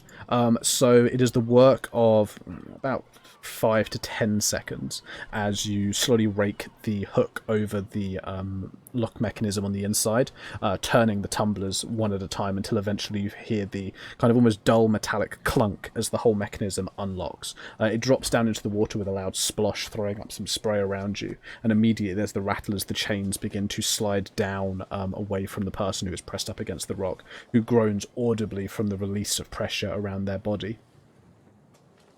As the chains hit the water, Baron, could you remind me of the features that come from your subclass? In fact, no, anyone, could you provide me with any features or abilities that you have that might provide you with some kind of sense into the water? Dark vision won't apply here because the water is obscuring, it's not darkness.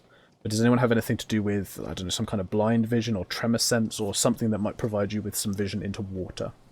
I have speak with animals still, so if the shark were, for example, going dun dun dun dun. No, don't worry. We're gonna. Yeah, don't worry. Don't worry about any shark there. Yeah, that's fine. We'll have your conversation with the birds in a minute. So I just swimming speed equal to walking speed and the ability to breathe underwater. Okay, yeah, so nothing sensory there. Yeah, I get danger sense with barbarian as well. Ooh. Gaining an uncanny sense when things things nearby aren't as they should be. Giving you an edge to dodge away from danger. That just gives you advantage on the dex. Dex saves, pretty much, yeah. That's fine. No, I'll keep that in mind. Okay, so jumping back to Durgus very quickly. Prior to kind of what you've done, you were having a slight conversation with the birds. The conversation shouldn't really affect your actions. I doubt it will change any of them. But you are welcome to. We shall just jump back time-wise to hear what you would have asked or said or discussed with the birds that were flying above. I think he was mostly just shouting at them, saying to sod off. You just wanted them to leave? No, he was like, "Oh, this one's bloody ours. Sod off." Okay. Towards the Couple larger bird. A couple of voices will respond quite quickly. Not ours! No, not ours! No, absolutely not ours! No, not yours! Not ours! Not yours! Not ours! Why was he bloody here anyway? Another pause before a few more calls. They dropped him off! Left him here! Dropped him off! He was dropped here! He was left! Came to take a look! He was just here! The bloody kobold fellas. Say that again, sorry? The kobold fellas. Another pause before... What's a kobold? Kobold! I think I had one of them once. Enjoy their eggs. Small. Very tasty. Scaly. Like a fish? Sort of stands up like a me. No, a lizard. Like a lizard. Don't like lizard. Can't eat lizard. Lizard's not tasty. No, don't like lizards. Didn't eat a kobold. Well, who dropped him off then? They just dropped him off. Like him. Who do you point at when you say people like him? Towards, I think, Brannon, probably. There is another pause before... No, bigger! Much bigger! No, much bigger! Much bigger! They were lots bigger! They were lots bigger! Very hairy, lots bigger! But bigger like him, and he sort of points towards Baron now. A few more voices come back. A little bit bigger. Not quite that much bigger. A little bit bigger. Maybe bigger. A bit bigger. Well, the old furry. There's some squawking between them as they kind of basically repeat your question over and over again before one of them comes back with, think so.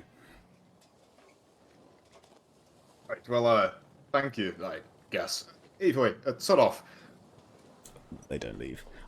We then advance back to the present where we were before, as the man is unchained.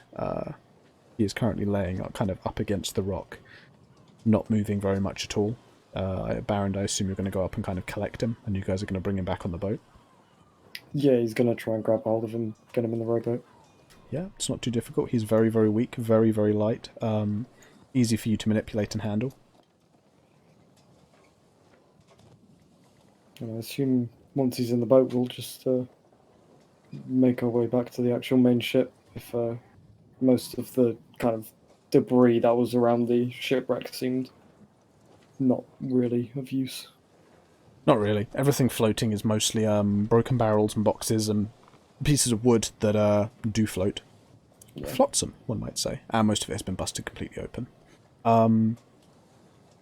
Hauling the man back up onto the deck and placing him down there, he continues to groan and whine, his arms and legs moving almost as if the bones are grating in the sockets. He just slumps down very, very tiredly as he looks up at the sky. And this kind of strange, hazy, delirious look passes over his face. So, where are you from exactly? But far, far away from here. Very far. Is it something you should keep secret? Because a few of us are also from far away. No. I'm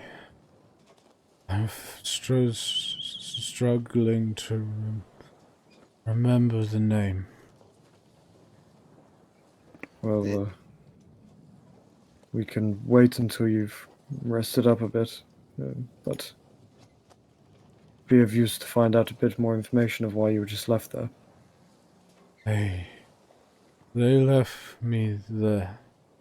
Said I was payment. It sounds like he's had his head kicked in or something. I don't know. He just can't understand a word he says. Right, you're back on the boat now, by the way. Yeah, you guys are back on the main boat, the main deck. They just say payment. There's kind of a slight adjustment in this. He barely rocks his head backwards and forwards whilst lying down. Payment. Really dehydrated. He needs to get something to drink.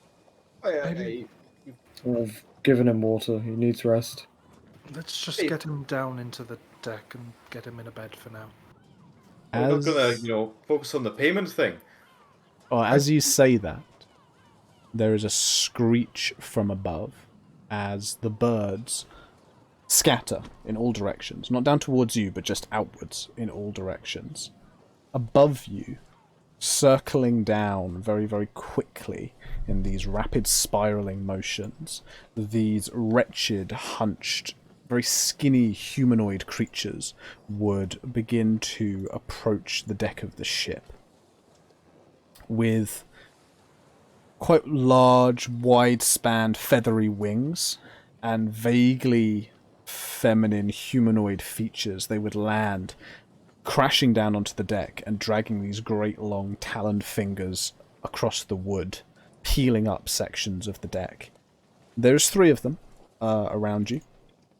They're a little bit smaller than Brannon, and they stare with this vicious hunger in their eyes towards the man that is currently lying at your feet.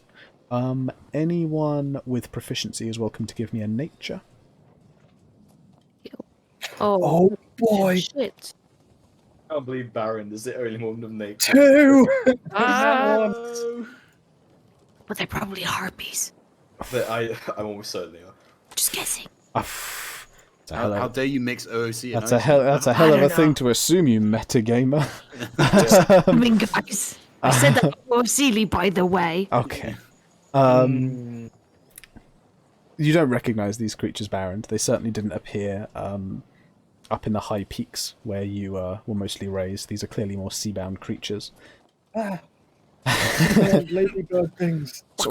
So scary. One of them steps forward, almost licking her lips lecherously, as she says, "You have the offering." Is this in common? Yes. Very broken, but common. What do you mean offering? She lifts one of those curved fingers and points down at the man at your feet. "In payment for passage, you have the offering. It belongs to us." Sure, do you have that written down? You know, like a contract type of deal. There is a wretched look of unhappiness on the face of the creature. It doesn't even deign to answer you and your hilarious joke. For where? "These are our rocks, and strangers defiled them." Hey, and this is our bloody ship, and you're defiling it? Wait, let's just calm down a minute. We didn't know. I got a question for you. One of the heads of the women turned towards Geronimo. What is the meaning of life? There is a pause as you pose this philosophical question before she shakes her head. "Shut up, you blithering idiot, and give us what's owed." Geronimo look back to the others and shrugs and goes, "Well, I tried. I thought that might confuse them." Look. Let's just talk about this. What would happen if we don't? "We takes it." Take it. I mean, why would we need an offering to be here? "For passage." What if we don't need passage? "But you took the offering the others left." Well, then that's not our fault. That's their fault. They should have left too. "We takes it back." They can try and take it, but just gonna give May them I away. just remind me? You said there was another shipwreck basically surrounding us. Brandon's gonna just look at it and go, "Is that what happened to the last lot that didn't leave an offering?" One of them looks over, as if only just noticing it. "No, ships crashes here all the time." Is that what you live off then, you know, like the corpses of dead soldiers? Did that sound like sarcasm? Would Geronimo note if that was sarcasm from the Harpies? You can I give mean, me. You the can give me an things. insight. Oh, you know what? Give me an insight. Is that Pact to the GM protecting Harpy secrets? Yeah. You know what, I'm gonna do this he well, said just Harpies, for guys. I He did said say Harpies. Harpies. It's true. I was Oh, right. okay. Guys, I was right. I'm an insight as well. Come Oh, on, wow. come on. That was a nat 1 and an wow. insight. The Pact Two of the nat GM ones. continues. Oh, it Wow. strikes Oh again. my Oh. god! 11. Can I insight as well? Just... Yeah, me too. Oh my Yeah, Christ. everyone go. Brains melting. Oh, Jesus, here come all the dice. Please tell me it's the 5. It is the 5. Oh, it's the... Seriously? Oh my god! I mean, 15 is not bad. the 15. modifier drags it up, but that's still not one roll above a 10 out of 4. That's Pact of insane. the GM. Pact of the GM, it's where it originated. The inability Yep. to make insight checks.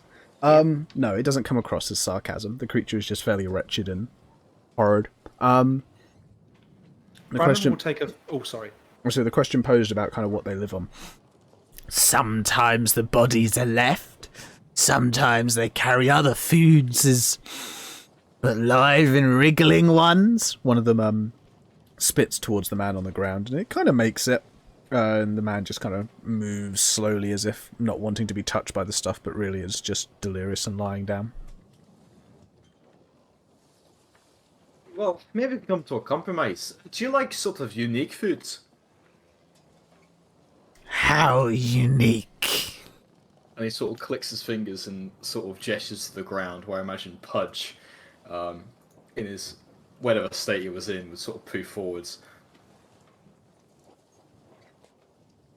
Immediately, all of the harpies turn to look at Pudge, this kind of voracious hunger set into these golden yellow eyes as they lick their lips and the few teeth they have. And he sort of eases to the side, so obviously to make sure his back was hidden, and tries his best sort of angle himself as he sort of tries to quite slowly pull his sort of returning hand axe into hand, obviously trying to make it so they don't see it. Do you know what this is? Looks like a dragon.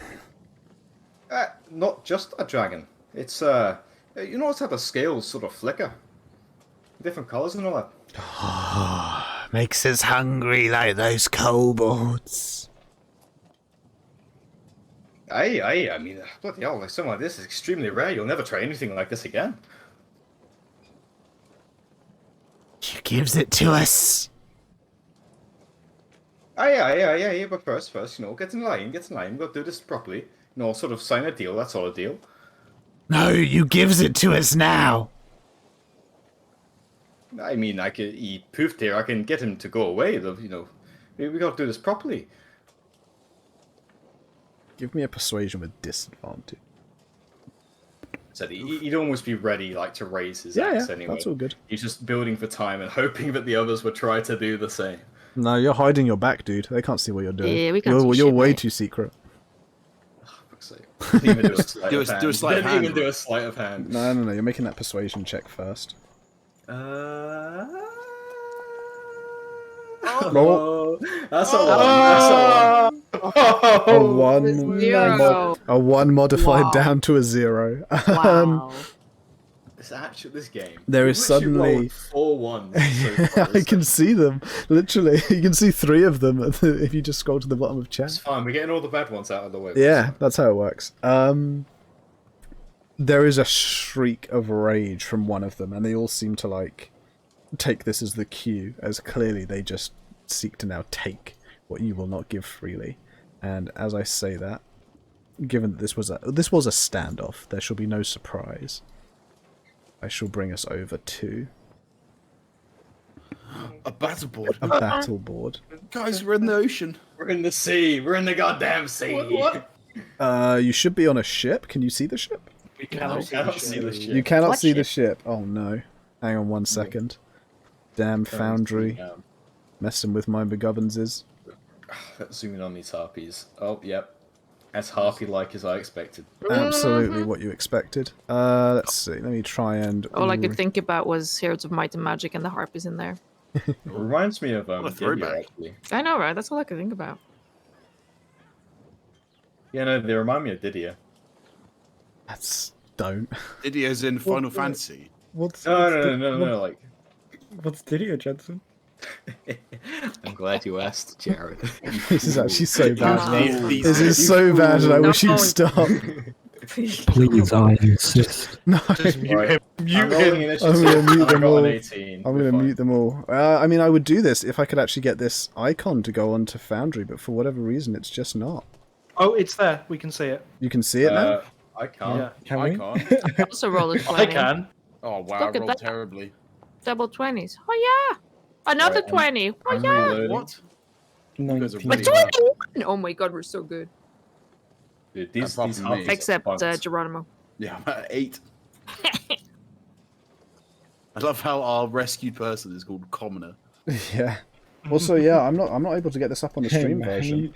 he's trying his best. That's weird. I So can't how does see it. Brandon see it? Let me refresh. see Let me it. Oh, refresh. no, if you reload it, Yeah, let me refresh Foundry. I'll refresh then. Yeah, mine just worked. Reload Give it a that. reload. Oh, There we go. technical It's in issues. it's in for that. Yeah, technical issues. Listen, Foundry is a fantastic piece of software with no issues whatsoever. Just turn it on and off again, mate. Pretty much, that's exactly what I just did. But I can now bring us over to the battle board as I zoom in a little bit for our stream. Yes, there is Commoner there marking said person, He's but fallen over as well. he is prone. And you can't get back up. Can't get back. Brother, help me. Oh, the harpies rolled very poorly. Yeah, they're not going. As we go there, everyone else has rolled. We shall reduce our sailing music as we throw on. Yarg. I actually can't load back in. You can't load back in? No, I'm trying to get back in, but it was like Mine taking just forever. did. Yo ho. A pirate's life for me. I mean, I'm last anyway, so it's okay. I'll just. No, you're not. Am I not? Oh, okay. No, you're not. They are. I'm near the last. But we You've shall got be a while, beginning. you've got a while this We time. shall be beginning combat as we go into the fight with the harpies looking to lunge towards you. Brannon, you are the first to respond. Oh god. Okay. Doesn't exist in this Brannon's universe, my friend. I don't know any gods that do. So, Brandon's going to take a few steps back to kind of get out of everyone's way. And just because he doesn't like these people, throw out a magic missile, one for each of them. Okay, roll me those damages. Sorry, one Nice. sec. My sheet's being a bit fucked. That sounds like a you problem. Don't fuck your sheep, please. This is true. There Accurate you go. advice. 3, 4, 3. 3, 4, and a 3. So we shall take. Make sure I get all the information. That goes down to that. 3, 4, and 3. And I don't know how really this works in a fight, but I'm going to bonus action hide. So you can only hide if you have some kind of obscuring. Yeah, welcome to the pain. Yeah. Yeah, you need to be like What if we obscured went by down something. Not really. Nah, damn. Okay. No, there's not really something to obscure you. What about that round buttony thing? What, that thing there? That's the mast. But where he is now, he's not really obscured. Because I can literally draw straight lines to him without crossing it. Nah, snatch. Oh, I've got another 5 feet, so what if I went there? You can try. Roll me with disadvantage, since you're pretty much literally just standing behind the mast. He's trying his best, man. I mean, it reminds me of those cartoons where people stand behind trees. I mean, 21? 21, okay. 26? Holy Jesus Disadvantage, but yeah, Disadvantage. 21. 21. 21, okay, that's a pretty good roll. Yeah. That's a pretty good roll. You Oh, feel Jesus, like eh? you kind of scamper around, hide behind the mast of the ship at the front, and hope to all God that they forget you're there. Anything else? Nope, that's it. Baron, we're over to you. Well, would you look at that? It's the barbarian's turn. It is. Smash time. He's gonna step on up, building himself into a bit of an anger, a bit of a rage, and is gonna just thwack that harpy with the big old great axe. It's a big old crit. For a 13. That is a 13, Nice. stepping up to that one. A 13 does beat AC, so we shall be taking the non-crit damage, which is 16 points of damage as you slash down and across into the harpy, cleaving a terrible blow into kind of the side of its midriff and taking out a great chunk of flesh, which begins to ooze this kind of dark crimson Icarus blood down onto Isn't the there deck. rage damage as well? Did that include your raid damage or no? No, I still need to. In which case we'll have another 3 damage on there, so that's an extra bit of damage. That is a heavy hit. That is a heavy hit. Is there anything else for you? No, that's gonna be everything. Okay, Durgus, we're over to you. You've been preparing and you get to act before they do. He has, and I think he is going to. Sorry, you had Pudge summoned as well. I forgot that he was. I hear. Just put him next to me. Yeah. He has no hit points right He's fucking dead. Wait, what? now. Well, because he didn't take the long rest, so there we go. Now he has his hit points. But no, as in you didn't press the button on him because I don't think he has one. So that's fine. I just thought it came back and he was like already no. unconscious. he just comes out unconscious. No, you have your hit points back on him now. Now here's the question: do I try and ensnare them, or do I just go fucking crazy wacko mode with attacking with punch? Crazy wacko mode. Well, yeah, that's what Durgus would do, 100%. Crazy wacko. Go. I think he would, already eyeing this harpy, which is obviously, I imagine, making grabbing claws towards his new best friend in the entire world. Would. What, Geronimo? I don't know. No, sorry, he's like been replaced recently. Wow, friendship ended with Geronimo. Now Pudge is new best friend. Happens to the best of them. Fat, scaly dog is new best friend. I think he's going to mutter the words. What the hell do you say for Hunter's Mark? Did you say Hunter's Mark? Pray. You're marked! I got you in my sights. Yeah. That's it. I did that before, and that was kind of cringe. No. So, Caitlin, League of Legends, there we There's go. so many things that you could say that wouldn't be cringy here. Kring. Yeah. Oh, that's your oversized seagull, he says as he What? lets forwards. What was that? He That called was him an dodge oversized. That you oversized seagull. Yeah, let's keep going. You called him an oversized seagull. Its feelings are Dodge hurt. this oversized Steven Seagull. So that's just my Hunter's Mark, which I think just gives me a 1d6 if I hit. If you hit. And now I'm going to go for the classic of not hitting. I want to see a whiff. Oh, 19. A 19 will definitely hit, and you will deal And a big 13 damage. Guys, we got our bad rolls out before. Yeah, exactly. And I think just before he's going to throw it as well, he's going to sort of tap it against Pudge's Where's the... scales. Hang on, before you go, where's the +3 coming from for the damage?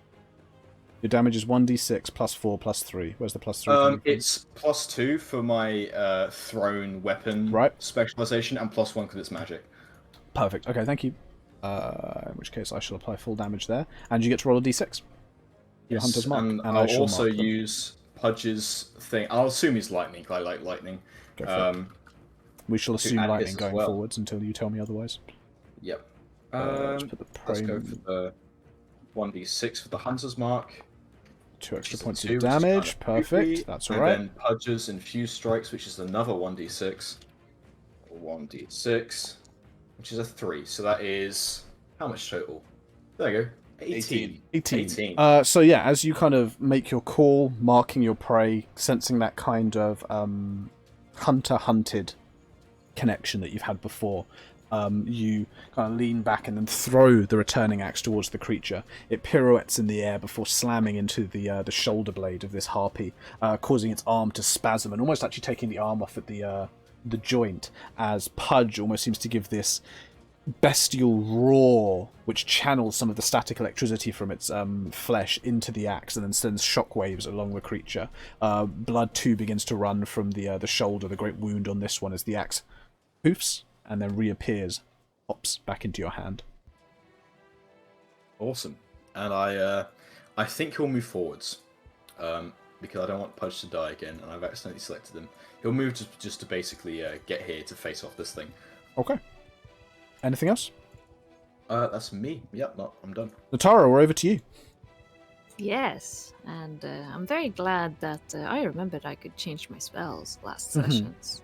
Because now I will cast Ice Knife. Ooh, Ice where are you Knife? throwing Ice Knife?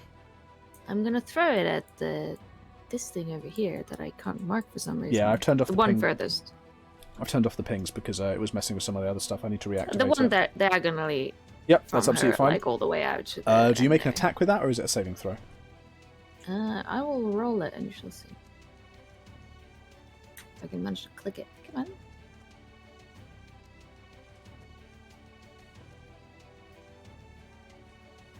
Just won't let me roll it for some reason. I don't understand. Second level or first level?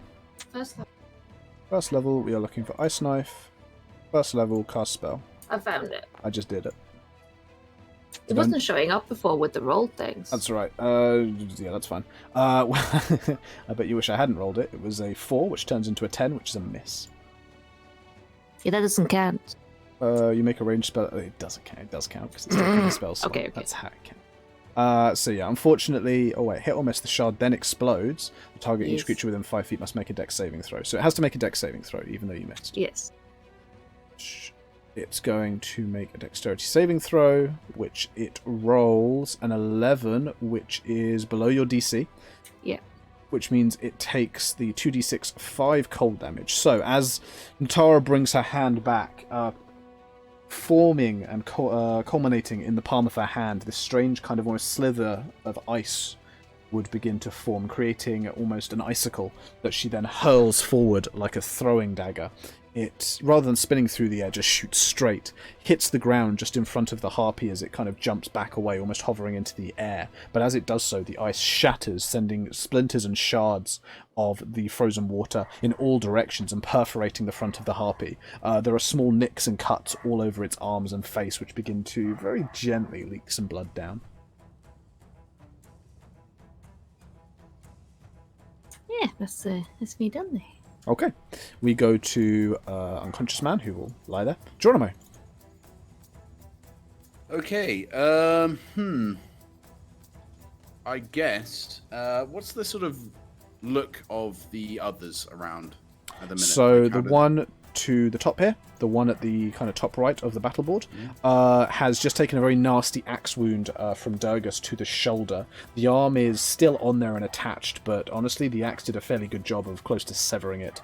Whilst down Baron's way instead, the harpy has taken an even more serious wound to the midriff and is kind of struggling to hold almost its organs inside of itself as it clearly shambles, almost trying to get away from the melee. Whilst the one that the ice shard has just been thrown at, down here to the bottom right, has been nicked and cut but still looks in fairly good and fresh fighting condition. Okay, so Geronimo is going to look towards the one that that Durgus has been fighting. Mm-hmm.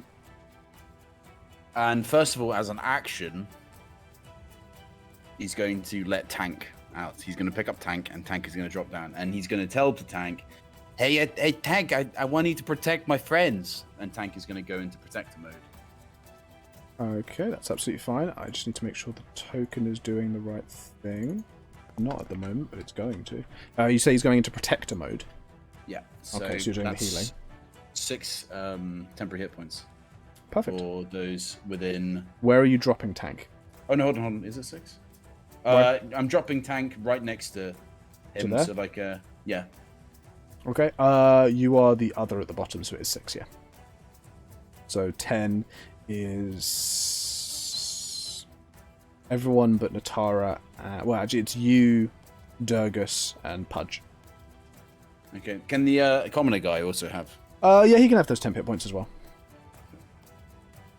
And I think that's it. I don't really have anything else to do. I don't have any bonus actions, I don't think. That's right. So Tank has emerged, kind of gun aimed to the sky this time, and rather than firing any kind of bullets or the like, he instead lets out this pulse wave of light energy, which seems to make everyone feel a little bit better.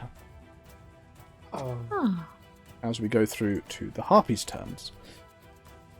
Immediately, the one at the top takes off. That's 5, 10, 15, and then swoops down to attack with a height advantage. What? I know, how dare it? Wait, it can fly?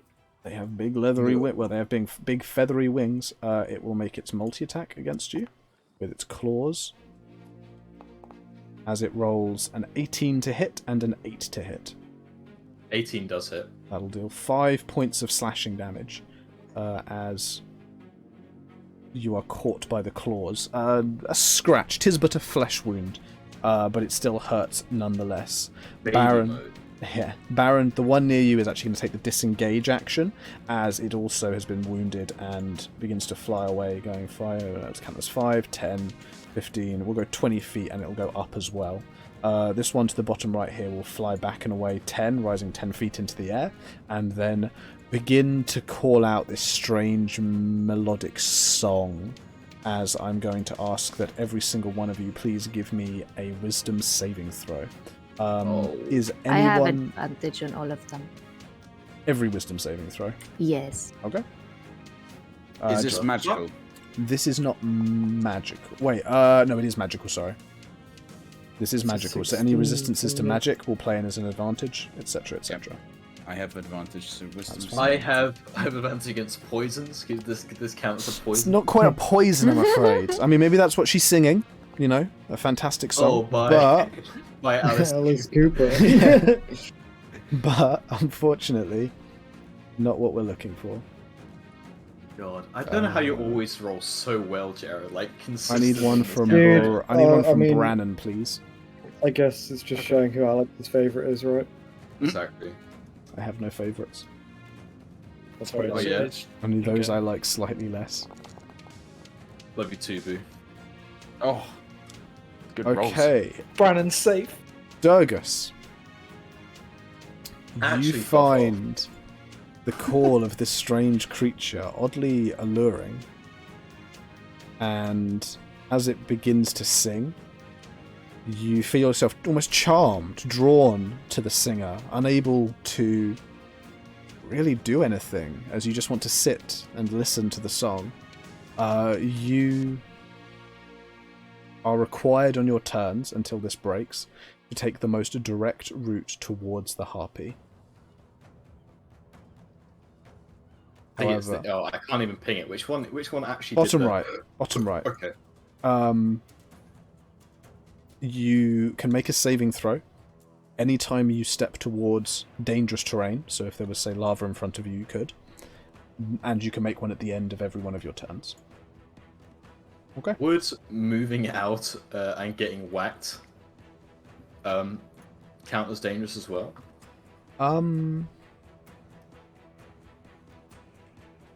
That wouldn't count as dangerous, but if you were to take a hit, I would allow you to make the saving throw early as well. Yeah, sure. Okay. Okay. Would it be with advantage as well, because you've been attacked? No, that's not quite the same. The charmed is the effect, but it's not quite the same Okay, so- as charm person or something like that. But that will be their turn. So we go back to the top of the round with Brannon. Okay. Would I? I mean, I can still hear the singing, can't I? Yeah, but it doesn't have quite the same, like, you can definitely tell that there is some kind of magic being laced over the words, meant to entice and draw you in, and the harpy is still singing. However, despite the tug on your mind and the draw to go towards it, you definitely feel that you are able to resist the allure of it. Okay, in that case, and that's from this one down here. In the This is the bottom right one here, yes. Okay, cool. In that case, Brandon's going to come out from behind his little hidey hole, run over here, and cast on that one suggestion Okay. to shut the fuck up singing. Wow. Pretty rude. Pretty rude. Alright, what kind of saving throw am I making? Is it wisdom? DC 13 wisdom, yeah. Wisdom DC 13.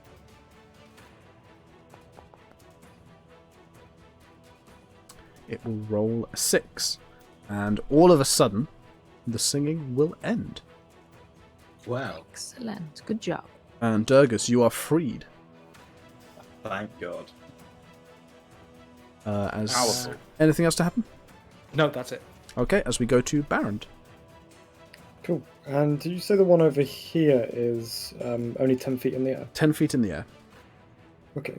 Well, in that case, Baron is going to step up here and is going to throw out the anchor that is wrapped around his arm, Mhm. trying to catch the harpy and bring it towards him.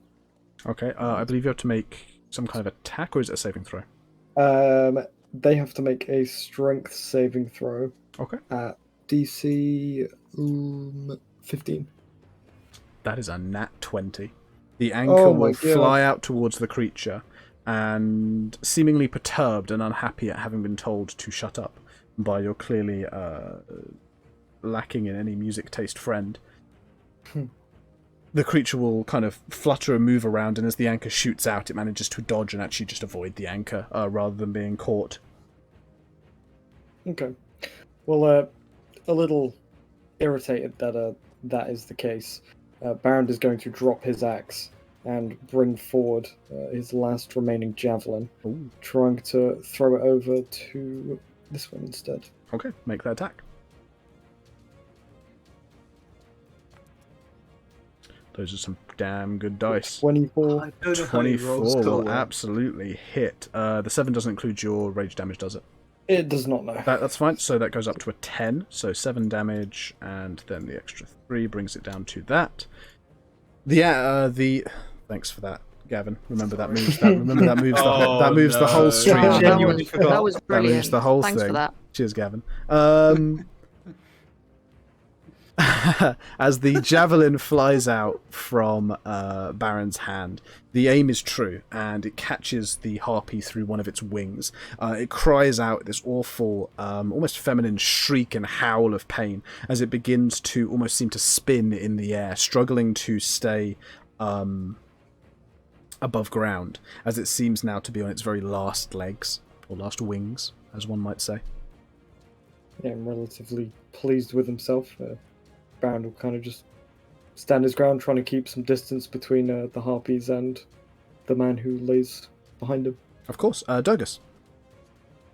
Well, Durgus, thankfully not being charmed anymore, turns very angry eyes towards this one to the bottom right. And I think, wait, it depends if I can... Oh god, what's the range on an axe again?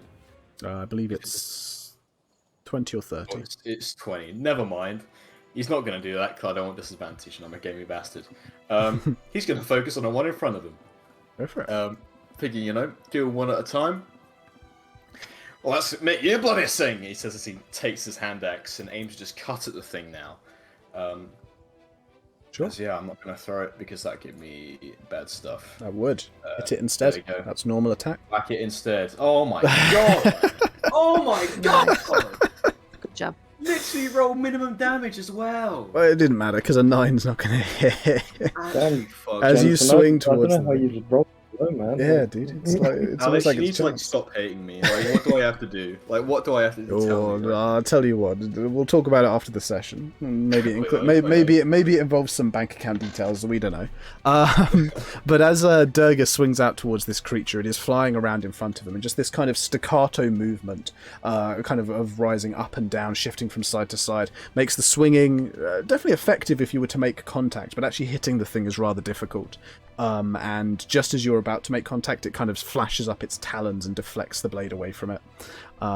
Anything else on your turn? It looked like that was but a ploy Oh, for the real attack, which is coming from his new best friend in the entire world, who isn't Geronimo. He goes, "Bloody get him!" he says down towards Pudge, screaming at the top of his lungs, probably giving away the indication. But he's going to command Pudge to go for a bit of a bite, if that's all right. sure. Is Pudge going left or right of you? Never mind, he's going to roll a 1, but Well, he's going right. Wow. He's going right of you. Okay, so Pudge does kind of leap across and jump up to bite the harpy, but the harpy pulls away. You were calling out quite loud, and it did give away the ploy. Additionally, Pudge is clearly wary, not wanting to leap into the water. He's caught onto any tricksy games the harpy might play, and he thinks it's safer not to jump into the sea. Anything else on your turn? I'm just going to die, Alex, it's fine. Okay. But Deuce is going to run off into the ocean. You're not going to let Pudge take that one for you? Like every other session? It's not my fault, but you want to kill the fucking dragon more than me. Natara, what would you like to do? We're gonna shoot some beams. Okay. What kind of Yeah, beams some, we firing? some moon beams this time. Ooh, a moon Yeah, some beam. moon beams. A moonbeam. Go and place that down somewhere for me. When you click on the dice, it should give you... There you go. There we go. Wunderbar. That is a Constitution saving throw. It's max damage if it doesn't miss. Please don't Holy miss. smokes. That is a very, very bad roll. Oh! A 4 will not beat your DC. That's a lot of damage. And so, as the beam of moonlight suddenly seems to descend from nowhere, bathing this harpy in the mysterious glow, its skin will begin to flake into ember and ashen in the same way that the goblins did when you took them out. It suddenly starts to howl and whine and shriek as it flies around, desperately trying to avoid the light, which just bathes its skin and slowly but surely peels the stuff away. The radiant damage dealing a lot and leaving it a husk of its former self, but still just about intact. Can I just ask? It says it takes 2d10 damage. But if it's rolling maximum, surely that would be above 20. Yeah, I just noticed that. No, so the 2d10 gets no modifier, so you can only roll max 20. Additionally, the dice was an 8 and a 10, so the green is to indicate that one of the dice was maxed, but the other was an 8. Ah, If you click that it, makes sense. if you click on the damage, it breaks it down for you. But yeah, so Okay, essentially now I there see. was a 10 in there, which is why it was green, but the other dice was an 8. Got it. And there's no modifiers on spells unless they say so. So the max you could only roll would be a 20 unless you rolled higher level. That makes sense. Okay. Alright, got it. No worries. Yeah. Okay, anything else? Yeah, no, that was very good. Do they count as shape changes? I don't think so, right? No, there's no shape changing. They stay exactly as they were before. Yeah. Just Okay, then nastier. yes, that's me done. Fantastic. We move on to passed out commoner Geronimo. Alrighty, so Geronimo, first of all, is going to take a step forward, hiding behind Barrand. Noticing that behind Barrand is a small piece of stone or some sort of debris. Mhm. He's going to pick it up and he's going to use catapult on Yes. on the one that's just the southwest of him. So the kind of bloody purpley one. You No. cannot use catapult that way. I don't. Check catapult for me because I think it has to hit. Yeah, It has to hit it's things in a relevant, right? line, and that would technically. If you move to the left slightly, that's fine. That's still within your movement, so you can. But you can't be. I don't think behind Barrand because it does have a Below line. hole through my Yeah, back. you'd gonna be, do you'd, that be, then. you'd be shooting through Barrand with catapult. Alright, but I'll that's do fine. that instead. Okay, make your attack because I believe it's a spell attack. Actually, can I do it at level 2? You can. It probably just increases the damage die. I think it does. Fuck it, we'll do it. Oh no, I don't have level 2. Never mind. We'll just do a level 1. So, cast spell. Oh, it's a Oh, dex it's a save. dexterity. Oh, never mind. I'll do a dex save really quickly. Dexterity normal. It will roll very poorly. It will roll a 4, and that 4 damage, you fire out at the thing, which is kind of wheeling and spiraling because of the strike taken to its wing, and it just seems to fall perfectly in line for the shot that you send out with this piece of debris that fires through kind of the jaw and up through the head of the thing, blowing apart part of its brains as it falls silent and just drops down with a splash into the water below. Cool. And then, as a bonus action, he's going to turn around towards Tank. Go, hey, Tank, follow me a little closer. And Tank is going to move 5 feet in there. Okay. Into the space where Geronimo was, and Yep. pulsate again. Okay, so roll those dice again, and we will see if anyone wants more temporary hit points. Where is it gone? This time it's 5. 5. So I don't think anyone's taken any. Well, they might have done. Anyone who's anyone who's taken damage can go up to 5 temporary hit points. But for everyone else who hasn't, it has no effect on you because the I 6 will didn't be have higher. any anyway. Baron and Natara are now in there as well. Okay, so can- they will now take the 5, and Durgus I think took a little bit of damage, so he might be back Yeah, up. I'm going back up to 5. You're back up to 5, yeah, because and then for Am I no. too far away? Yeah, it's Yeah, 10. you're too It's far. 10 feet from Tank. So you're too far away. But that's fine. Cool. Send him a turn. The harpies are at the bottom of the round, so let me just double check with Moonbeam. But is it an end turn or is it start turn? Oh no, starts its turn there. So we must do a Constitution saving throw. Could you roll your damage for Moonbeam again, please? Yeah, I'll just roll 2d10. Yeah, otherwise it'll take a spell slot and it'll be silly. It definitely failed with a 12. So there will be another 6 points of damage as the harpy desperately wheels and dives and whines, trying to get as far away from the beam of light as it can, as it actually just runs. It can move. Let me just double check its fly speed. I think it's... Yep, it can just move... Bam, out to there. It flies out into the ocean, traveling, well, southeast on the board as it tries to get away, whilst the one above is going to see the way the battle's turning and take the disengage action and also fly away. Oh, in fact, the one at the bottom right can then take the dash action, so actually the one at the bottom right will begin disappearing off over the skimming waves, leaving only one really fairly close by if you guys want to try and take it out.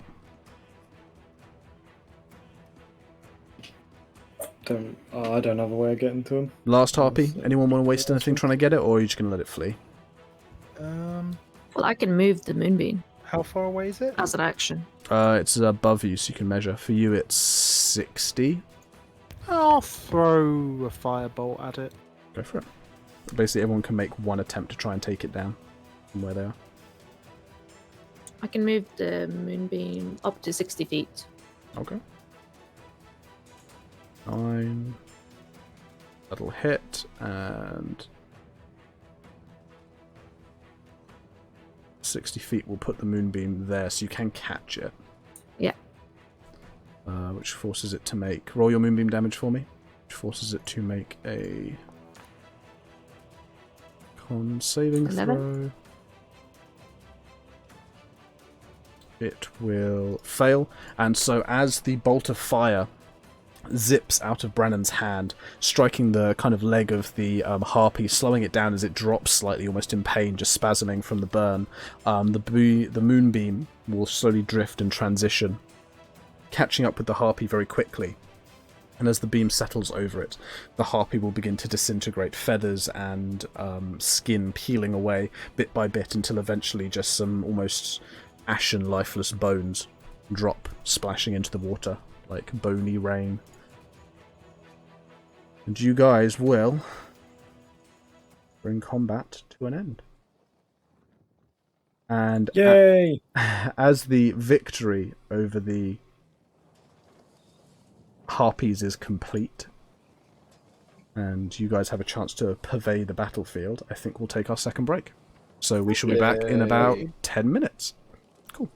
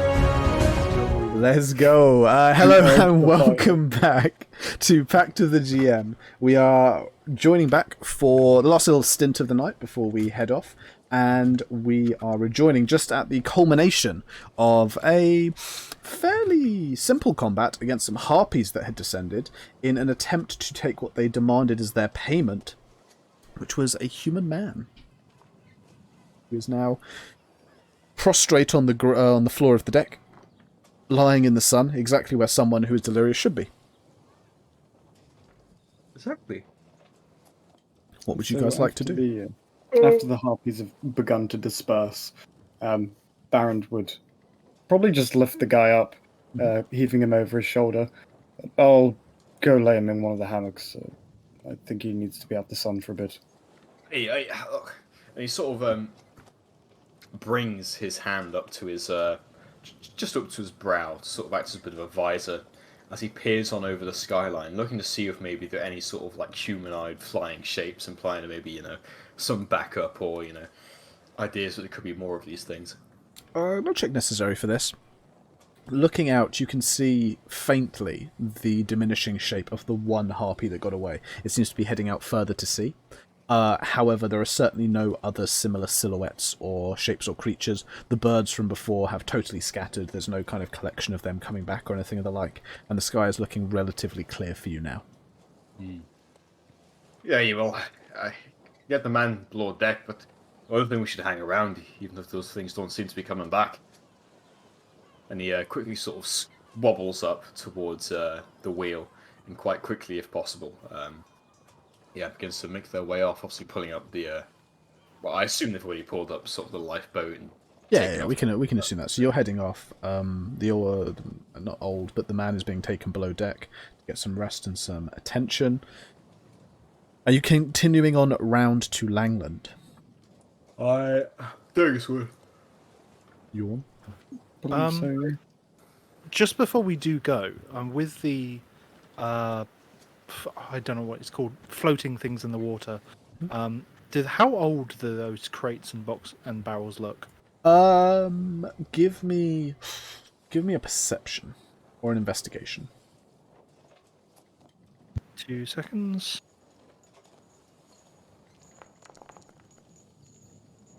25. It's a very good investigation check. It's still, even with that, it's difficult to tell. Water has a rapidly changing effect on things that are left in it. So age really is impossible to determine just by looking at it.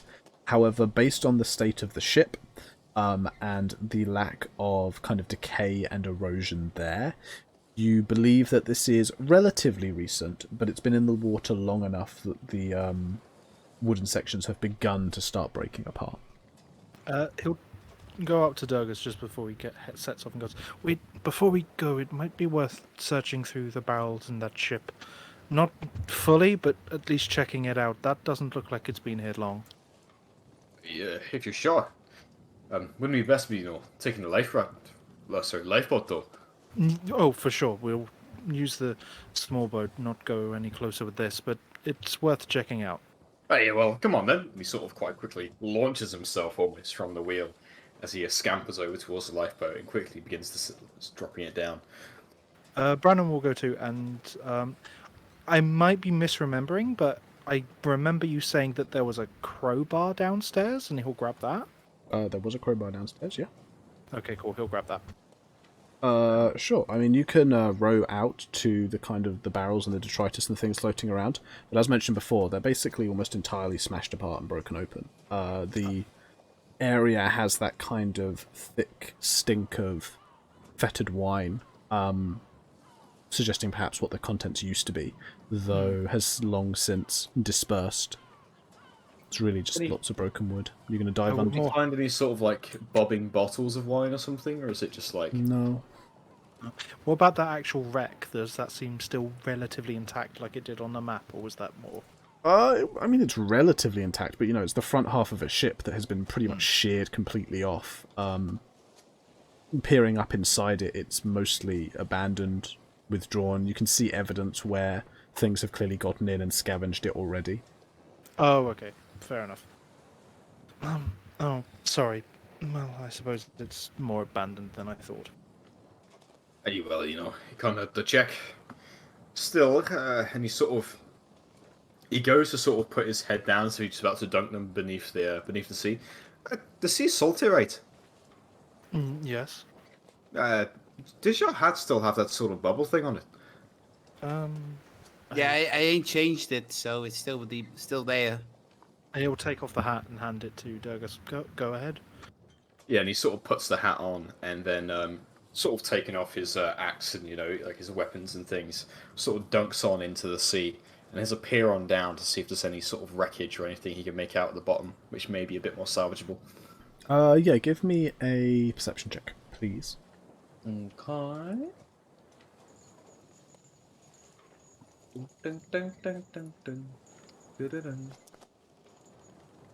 Ooh, not bad. 21. Okay.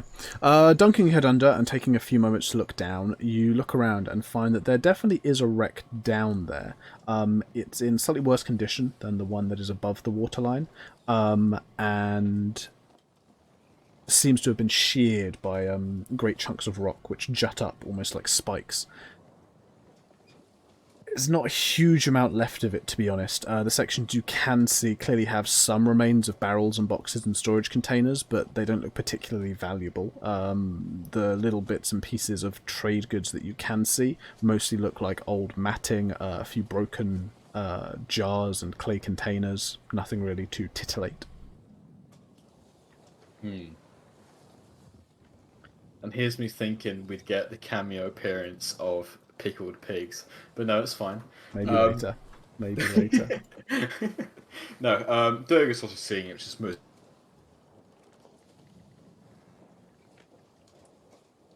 Durgus just died mid-sentence. I think so. You did. He's just dead now. It's alright. It happens to the very best of them.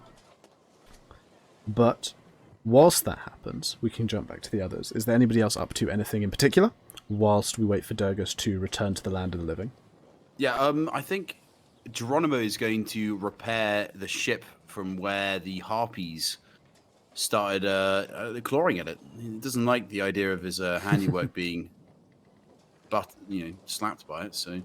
That's not going to take even a check. They were just scraping up really the top of it, scratching it about. Takes a little bit of sanding, some leveling off there, but other than that, you're pretty much sorted. Cool. Perfect. Okay. I'm assuming you guys don't really want to go shipwreck diving? Nah. Well, Oh? Oh? do we not? I mean, there's a druid in the part. Perhaps you would like There to is? talk about it. There is. Hey, Goggles, do you think you could check out the shipwreck? I mean, I don't know. You turn into a little thing. You can turn into some sort of sea creature. Take a look over there. Aye, I can. And what are you going to do about that? I'm gonna cast Mind Blank Okay. on Geronimo. Oh, Ah.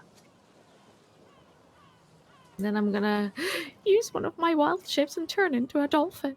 Always dangerous. But sure, go for After I jump off the side of the ship. Obviously, I'm not gonna do it while I'm on the boat and beach myself. Dolphin just drops onto the deck and is stuck.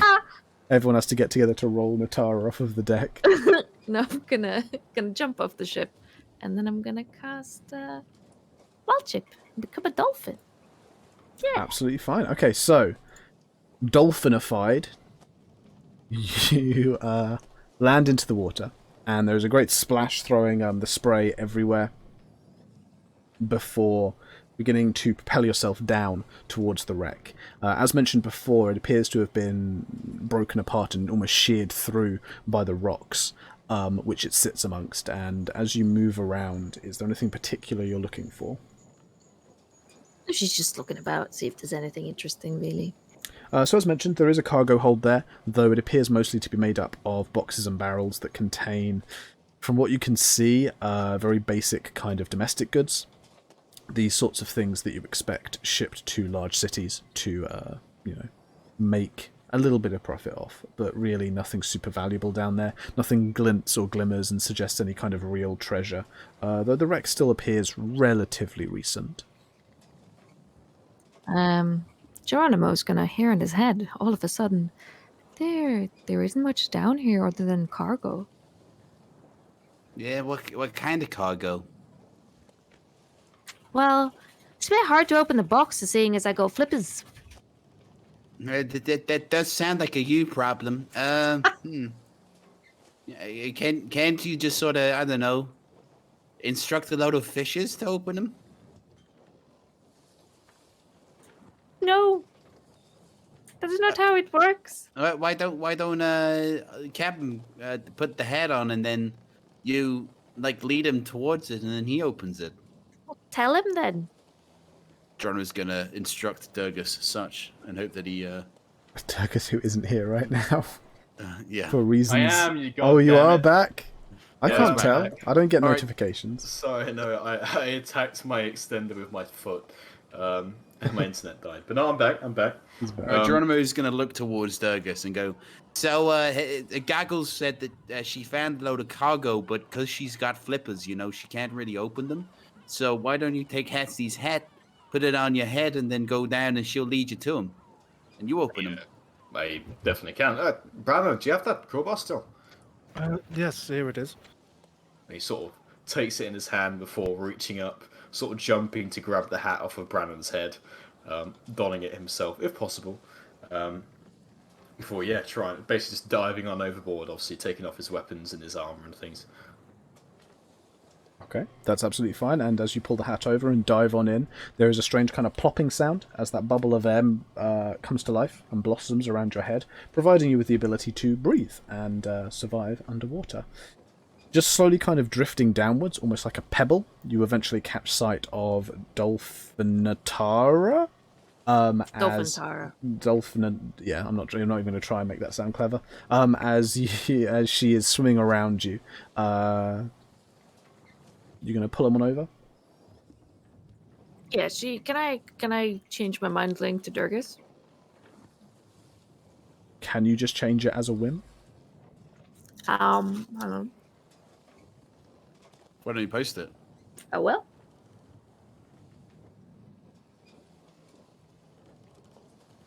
No, you just spend an action to end it, spend an action to start it again. You're all good. Okay. Natara's gonna suddenly appear in Durgus's head. And to say, there's lots of cargo down there. I assume he can see her. Yeah, it's kind of murky here, this far down, and with some of the kind of rotting wood beginning to break away into the water, but she's still quite visible, the light penetrating quite deeply here. Yeah, and he's going to sort of just perk a big old bushy eyebrow towards her, also hearing this sort of booming voice in his head. But, by this point, he's heard of, like, people being talked to by gods and things. It's pretty standard. So he's going to sort of, sort of kicking out, swim on down towards the cargo. And, if possible, just start sort of cracking into the crates. Sure. With the crowbar, I won't require a check. Give me 2 1d100 rolls. Oh, this is good. We'll see. Pickled pigs. Pickled pigs. So that is an 89 and a 13. 13. Okay. So you begin digging through some of the barrels and some of the boxes, the ones that look still relatively well put together, where you imagine that goods that you might still be able to salvage would remain. The majority of the boxes and barrels are filled with assortments of clay and kilnware. Mostly useless, and in fact most of it is quite damaged and particularly broken. However, here and there you grab little boxes and trinket cases that might hold slightly better pickings for someone of your, shall we say, mercantile attitudes. Gathering these things together, you manage to get 2 silver coins. Note this down. A small box filled with now soaking wet dried fruit. A damaged and dirty drum, which is missing the skin. Seeing the skin, okay. Yep. And give me a 1d20 roll.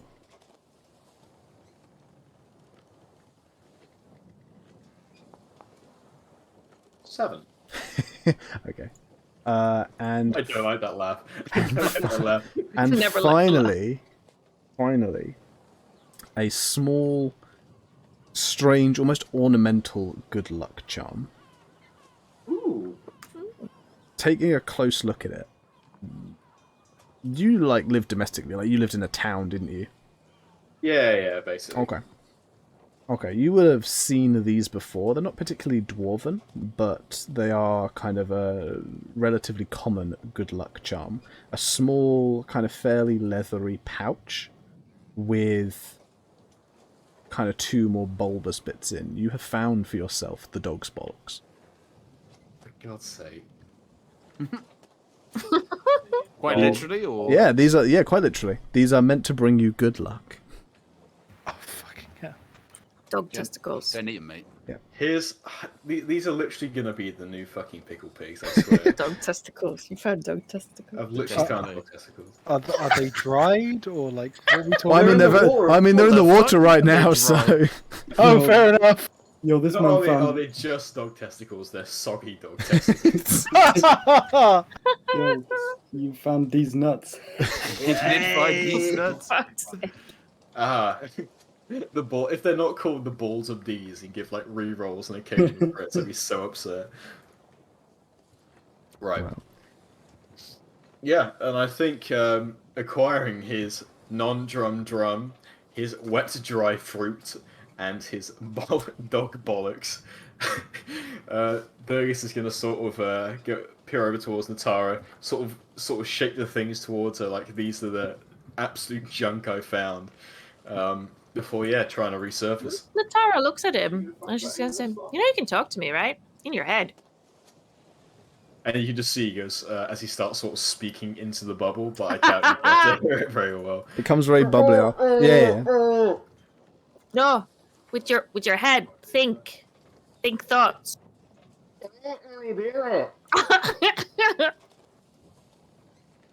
No, think. Stop talking. Think in your head, like your inner voice. And you just hear it goes, "This bloody stuck-up bitch is bloody telling me what to do," before he just shakes his head and begins to sort of surface. Natara's gonna say, "Oi, I heard that. I'm not a stuck-up bitch." And he just sort of stops, like swimming, he peers down, and he just like offers a middle finger before going back down. Natara's gonna swim up and nip him in the butt. Yeah, you can Wow. nip him in the butt. She's gonna nip him in the butt as he's swimming up. Yeah, Guys, that- this is a PG stream. it's a PG-13 stream, so we'll allow nipping of butts. You see it happen in Disney movies, so that means it's all right. I don't know, what's she rolling to nip the butt? Okay, Keth, roll me a d20. 21. Roll me a d20, Keth. Don't worry, Jensen, we can play this gamer. That's a 10. Okay. That's With a a very 10. average butt nip. It's an average butt nip. She kind of manages to it's more of a nudge at first, and then you feel this strange kind of nipping, but then very quickly, Dolph Natara will back away because you don't want to get too far up in there. Dolphin Tara. Dolphin, I can't. It's, Oh, I it's want. so cursed. Yeah, it is cursed, but we shall keep going as your bum is bitten by Natara. Before you resurface, clutching at your hard-fought-for treasures. Dog testicles. Hey, Captain, what you got there? Looks like you need a hand. Joro cools down from the top of the boat.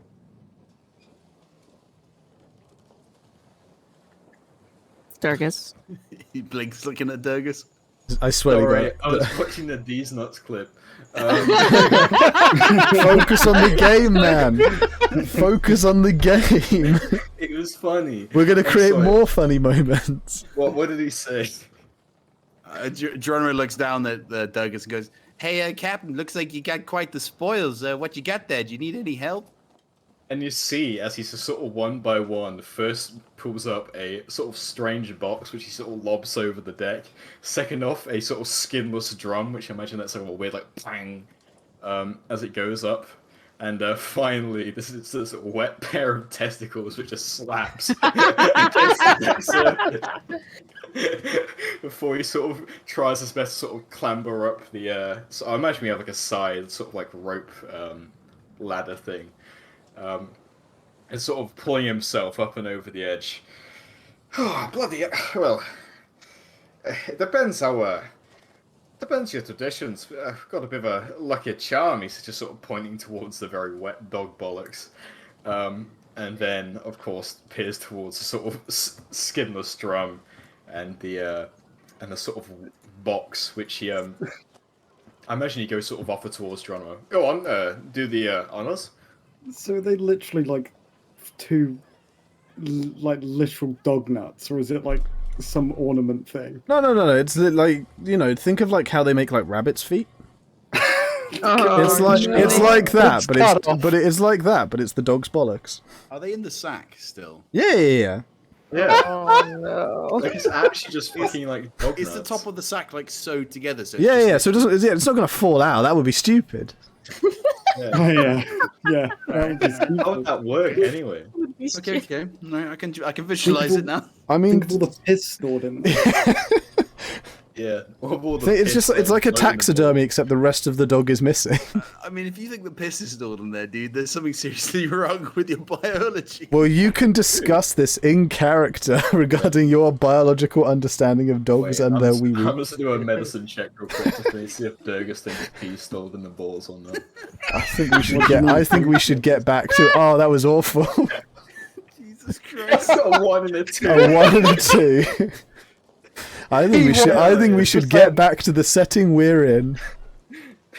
Okay, it's Geronimo getting looks towards Durgus and then looks to his prize and goes, maybe you should just give those things to the Pudgy. What? So we can bloody eat him? No, that's bloody foul. No, I'm gonna wear him. And that's not foul. What the bloody lucky charm, isn't he? In dwarven culture, I mean, that's just a pair of amputated balls. In gnomish culture, Oh, you know, it's not just dwarven. I think some humans like him as well. Yeah, but you know, it's proven. Look. And he sort of goes and awkwardly sort of picks up the pair of testicles, which even he seems to be a little reluctant around now. But he does sort of grip it in his hand, and he sort of turns around. He goes, "Go on, bloody, you know, like open up your hands. You know, reveal a number of fingers, and I'll guess." Geronimo's going to. Wait, is his back turned to him right now? Yeah, he's just turned his back. Okay, Geronimo is going to hold up a number of fingers. I'm going to DM to Alex. We'll do actual secrecy. Go on then. How do I You do this? can. I think you can set. Oh, private. I mean, you can set private. You can set you can private do GM pri- role. Oh yeah. Private GM role. Okay. You can do that, or you can send it over Discord. I don't mind. But yeah. There we go. Okay. Can anyone else see that? I can. You can. Yeah, I can. Yeah, I Right. can. That's Okay, fine. never Okay. mind. That's fine. Just send it over. Just send it over I'm Discord. gonna roll anyway. Send it over Discord. Okay, I'm going to change the number though. That's fine. Are we doing 1d10 or 1d5? Well, it's fingers, so it's gonna. It could be one. It could be up to 10. Couldn't Actually, it? no. That's what I'll do. I'll do. Dude, just if I do send a it to me. roll now- Send it to me somewhere. There we go. You anyone see that? No, we No. can't. Okay. That's fine. Yeah. Okay. Yeah, that's how many fingers he holds up. Okay. And this was that a d5 or a d10, Jay? This is a D10. Okay, alright. This is where my luck's about to change, and by that I mean it's not. So, 8! while they've been busy with these nuts, Natara's gonna have returned to her normal self and gotten on top of the deck. Absolutely fine. Durgus calls out 8 very loudly, spins round to look at Geronimo, who is holding all 10 of his digits up, 4 fingers on each hand and both thumbs. Yeah. Too often, that's 2 bollocks. Yeah, I don't think they're very lucky, Captain. You didn't really guess right. That's a 1 in 10 bloody chance. Maybe it requires them to not be sodden wet. Oh, I mean, you gotta give them a bit of a rub, you know, a bit of a spit shine. I mean, they've clearly sort of lost their luck Yeah, otherwise. yeah, to beg your pardon, you're gonna do what? You're going to be spit shining the ball sack. Captain, This is suddenly taboo. I mean, have you ever seen a dog before? as your first mate, I gotta really advise you not to spit shine the ball sack.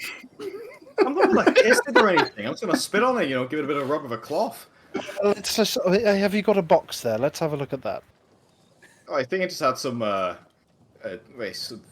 and he sort of goes down and he sort of pries open the lid to reveal the dry, wet fruit within. Yeah. So there's dried fruit in there, maybe some raisins and some sultanas and stuff, but they are soaked because water's got into the box. And he sort of reaches down and grabs a raisin and plops it into his mouth. Are they good? Bit salty. I'll let you keep them. I think at this point, Baron would step up from beneath deck, looking towards Durgus, who appears to be wearing some form of what he would guess to be a trophy wrapped around his neck. What have you got there, Durgus? What did you find down there? We got this drum without the drum bit. We got a small little box with some apricots and raisins in it, and a bit of a lucky charm. Started collecting trophies, is it? Not really. I mean, we had these back home, and some humans are into it. It's do you know what bollocks are? But yes, of course. Hey, well, it's the bollocks of a dog. Right, and is a good luck charm, you said. I don't think it'd be scaring off your enemies or. It's tradition for a reason, Someone's got to, have been saved by him or something at some point. Right. Well, you're more than welcome to keep hold of them. I'm happy with mine. And Casper's below deck. That's his name, by the way. Is he woken up? I'm not entirely sure. He's in and out. Probably been out in the heat for a few days. Right, well, let's go give him a visit, or should we, head to Langland first and then, see how he's doing? I don't see why we can't move towards Langland and also talk to the guy downstairs. We can do both at the same time, Captain. Oh, maybe you can. I've got to be at the wheel. Why don't you ask Rolt to do it? You know what? I'll just set in a strict course, and let's just not be too long. Okie dokie. You are. That goes. I was gonna say, you are fully able to just kind of leave the wheel, tie it perhaps in its position. You know that you need to kind of just head vaguely south for a few hours anyway before heading due east for Langland. Yeah, and he sort of ties the wheel up, and returns to the others, and I assume they head downstairs. Not a problem.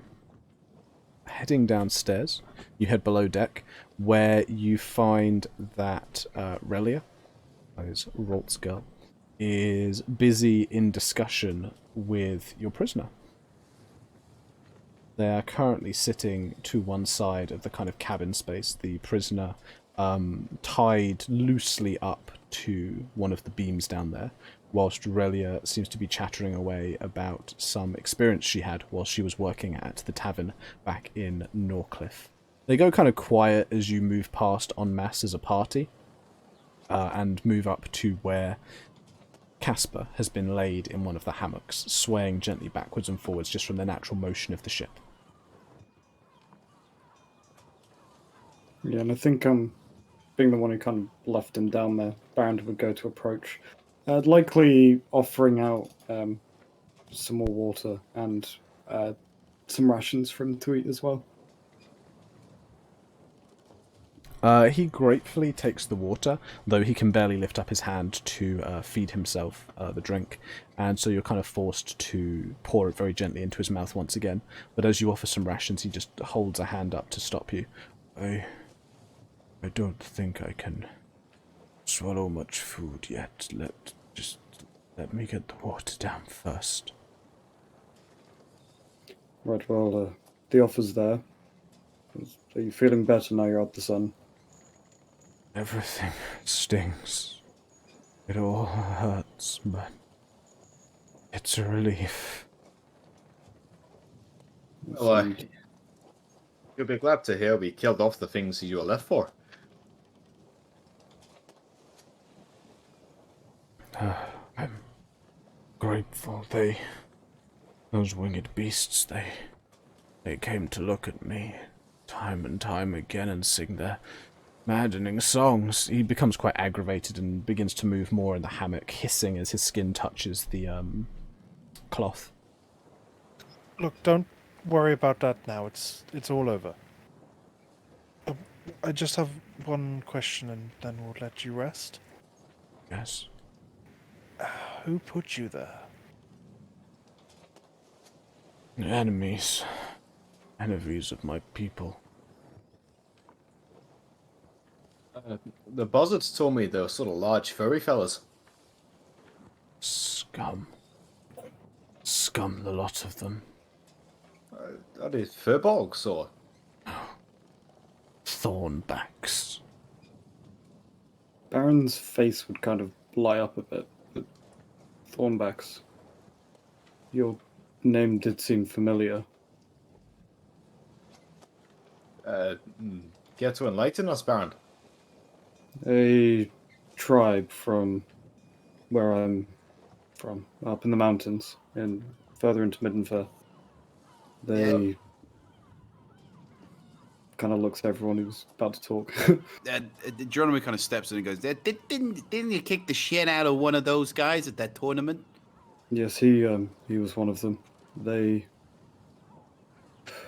to put it lightly, dishonorably murdered most of my people, and that's part of the reason why I'm here.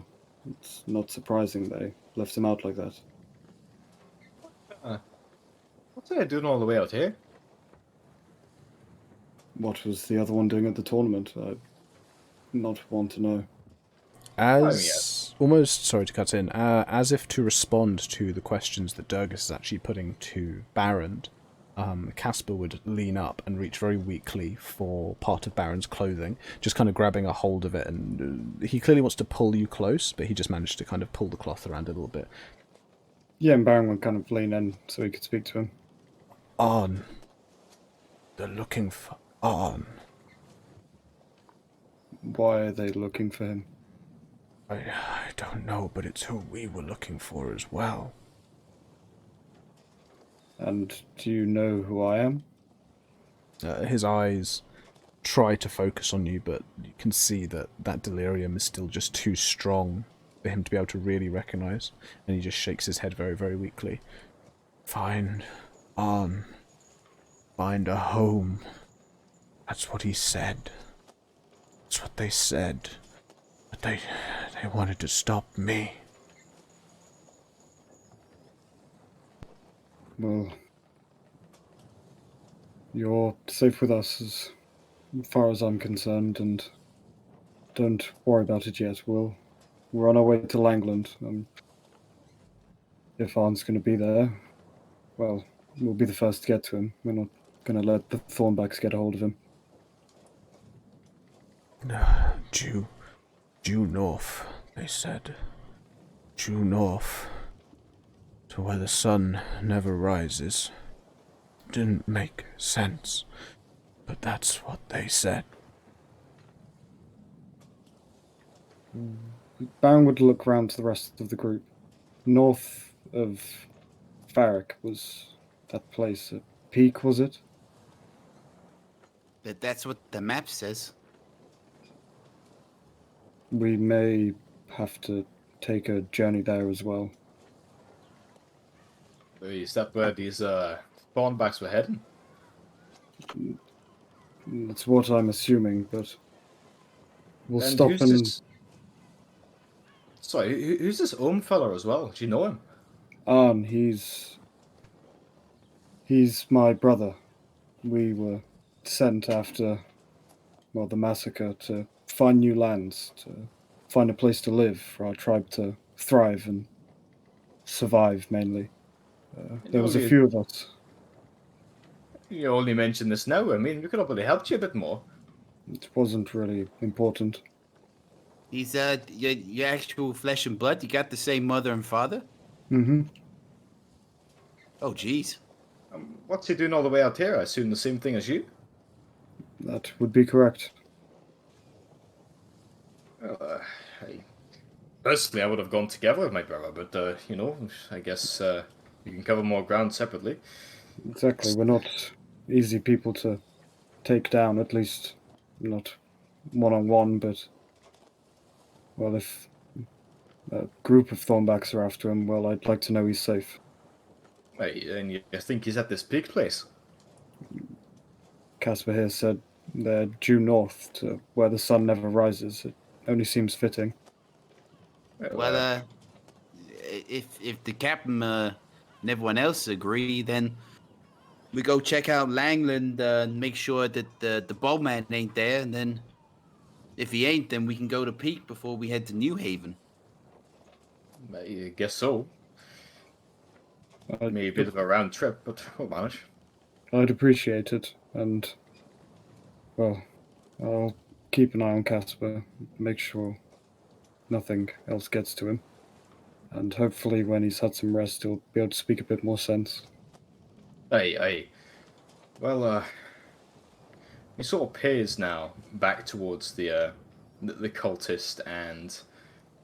What was the woman's name? Thingy's wife. I believe it was Raylith. Raylith. To see if they were still chatting or maybe just listening in. No, they are very clearly watching and listening in. And obviously just seeing the cultist being a sort of, obviously a friendly at least to Raylia, he sort of narrows his eyes a little bit before peering back. Let's do that. We'll head to Langland, and I'll see if he does remember anything. Then, well, we can hope he recovers. Okay.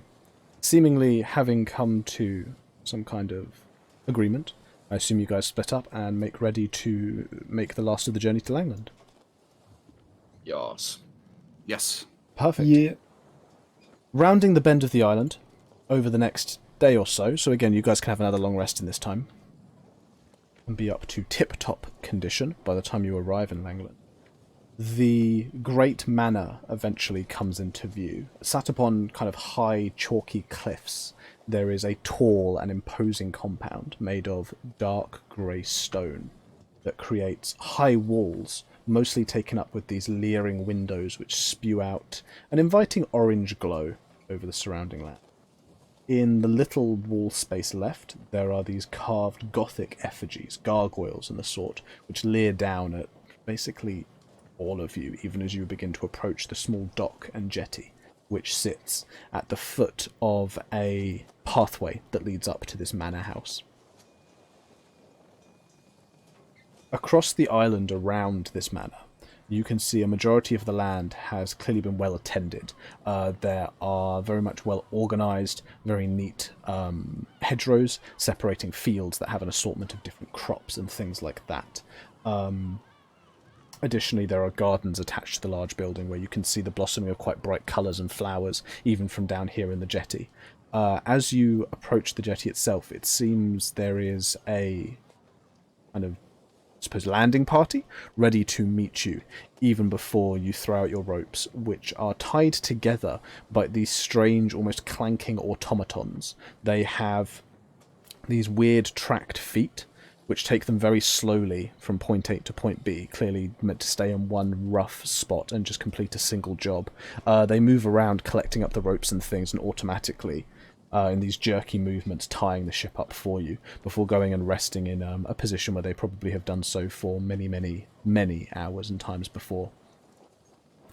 Pushing down the gangplank and landing onto dry land itself, you are met by a fairly large furbolg, who is standing in a refined, neat dress suit. No collar and no tie, but white shirt with long jacket. In one hand he carries a fairly tall stave, almost as tall as he is, though it carries no markings or images or anything to suggest who in particular or what his role might be. As you get onto the dock, he waves a hand out towards you and gives a fairly hearty greeting. Welcome! Welcome! We have guests here at Langland at last, it seems. Hey, hello, he says, he's sort of waving as he sort of departs the boat and walks on over. Are you the seneschal? That is my official title, yes, though I think you'll find the Androcovans like to call me the groundsman. Hey, well, I've heard you're apparently quite a nice man, so you might be able to help us. We heard there was a pleasure cruise which came this way, stopped at Farrick very briefly. I take it, your masters are the ones behind this. The Lord of Langland, I believe, took a trip recently to Farrick, yes? Would we be able to have a chat with him? The Lord? Aye. Yes, of course. I believe he's in his private study at the moment. You'd follow me, I could take you up, and we could go and greet him. He sort of peers back towards the rest of the group, seeing if they had any objections. Geronimo steps forward and goes, I'm totally very interested to meet this Lord, for sure. You're gonna wait for someone to help him out with the Let's get going. And what's his name? Lord? Lord Aye. Darek Androkovan. Wait, Andrew Coven. Making a frantic note of that OC before I forget. I'll even type it out for you. Did you say Derek? Darek. Andrew Coven. Derek. Darek Androkovan. Does the Lord have any titles that he prefers guests to use? Lord Androkovan will be fine. Okay. Yes, that's what he would like. Lord Androkovan, my lord. Any of those will do just fine. I got a real quick question. Where does the word Androkovan come from? Is that like a kobold word, or? As I understand it, it's a family name taken from the time when they were in the Mid-Fair Republic still. Oh. What would Geronimo know about that? Kobolds in the Mid-Fair Republic? Mm-hmm. That they are remarkably transient. There aren't kind of kobold settlements, nor are there any region particularly tied to the kobolds. Instead, that they move around normally in caravans or as large clans and families. Normally welcomed quite openly, and all of you would be kind of aware of this having grown up in Mid-Fair. Normally welcomed, they normally bring with them things like circuses or fairs or exciting kind of prospects of funny tinkering and mechanics. As a gnome, there would be probably a slight sense of superiority in you, only because you consider their mechanics and tinkering to be lesser than your own. It's not a kind of hard and fast, you have to be mean to them and they are lesser than you, but it's more just like, the fairs they put on and the shows they do is a lesser form of engineering. Gnome engineering is really the pinnacle. Yeah, Geronimo thinks gnomish engineering is above everything, so that Yeah, makes sense. it's just that there inherently is that sense. It's kind of like an academic snobbery, if you will. Mm-hmm. Okay. Geronimo kind of nods and goes, I ain't seen many sedentary kobolds back in Mid-Fair, so, this whole place, this whole island's a bit very impressive. You're remarkably kind. As he says that, he turns and begins to lead the way up, using the staff or his quarterstaff less to support himself, and instead just seemingly to knock pebbles from side to side, almost as if there's some kind of habit. The manor itself is remarkably old, a few centuries now, and any of you who are aware of kobold biology would be aware that they're not the most long-lived. The Lord has enjoyed his time here, and the family is very comfortable, but he places a lot of his hope in his 3 daughters.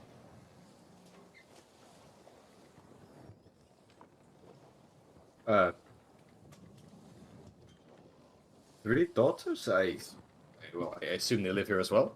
Yes, Lady Drissa, Dramina, and Dara. All here.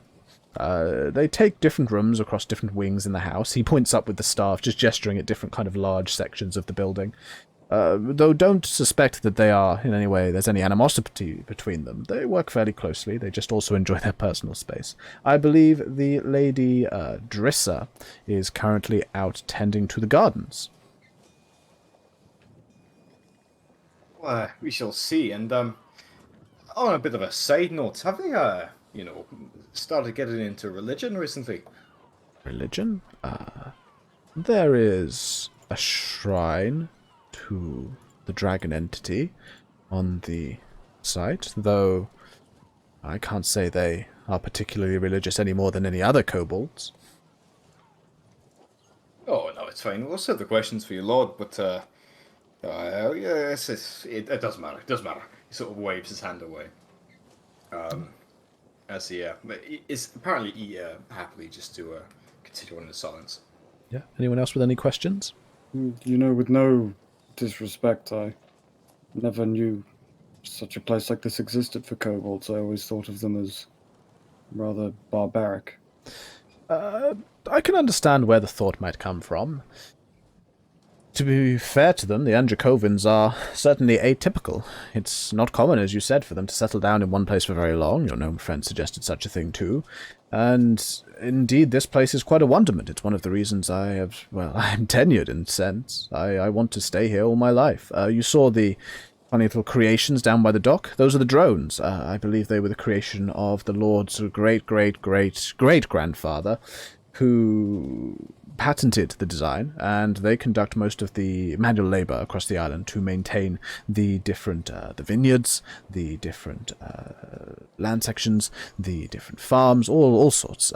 And it is off the profits of those rents and those lands that the family remains comfortable. But Baron he kind of just nods, seeming to look more and more blank as the Furbolg continues. And right, well, it's quite impressive to say the least. I'm sure there'll be an interesting bunch to meet. Oh, you haven't even seen the inside yet. The outside is not austere, but a little gothic, and perhaps not to everyone's taste. It's certainly dated at this point, and he points up at some of the gargoyles, which have these ugly snarls. Aren't those drone things for sale? Sale? I'm afraid not. The craft of producing them has been lost to the annals of time, and at best, my work with the Androkovans is in maintaining the ones we currently have, though we do still lose them from time to time, and it is a great loss when that happens, for it reduces productivity across the island. How many live on the island, other than the 4 you've mentioned? Well, there's the Androkovans, myself, and the drones.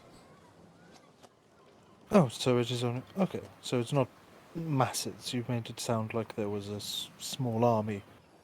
No. We have a number of drones. They probably come together at close to 100 at this point. But, well, they don't count. They're just machines.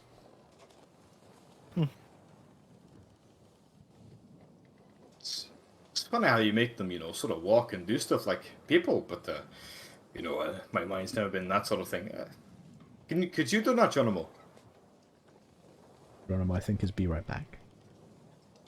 So I'll take that as a yes for you to explain. He's busy, he's busy. He's busy considering the question, ready to answer as soon as he's back. Meanwhile, assuming there's no other... Oh, there, just in time, Geronimo. Yeah. A question was posed to you regarding these drones, these machine kind of automatons that perform basic functions across the island. And Dirks was asking if you could build something similar to them. Well, from what I know, Geronimo has only been able to build gun and tank.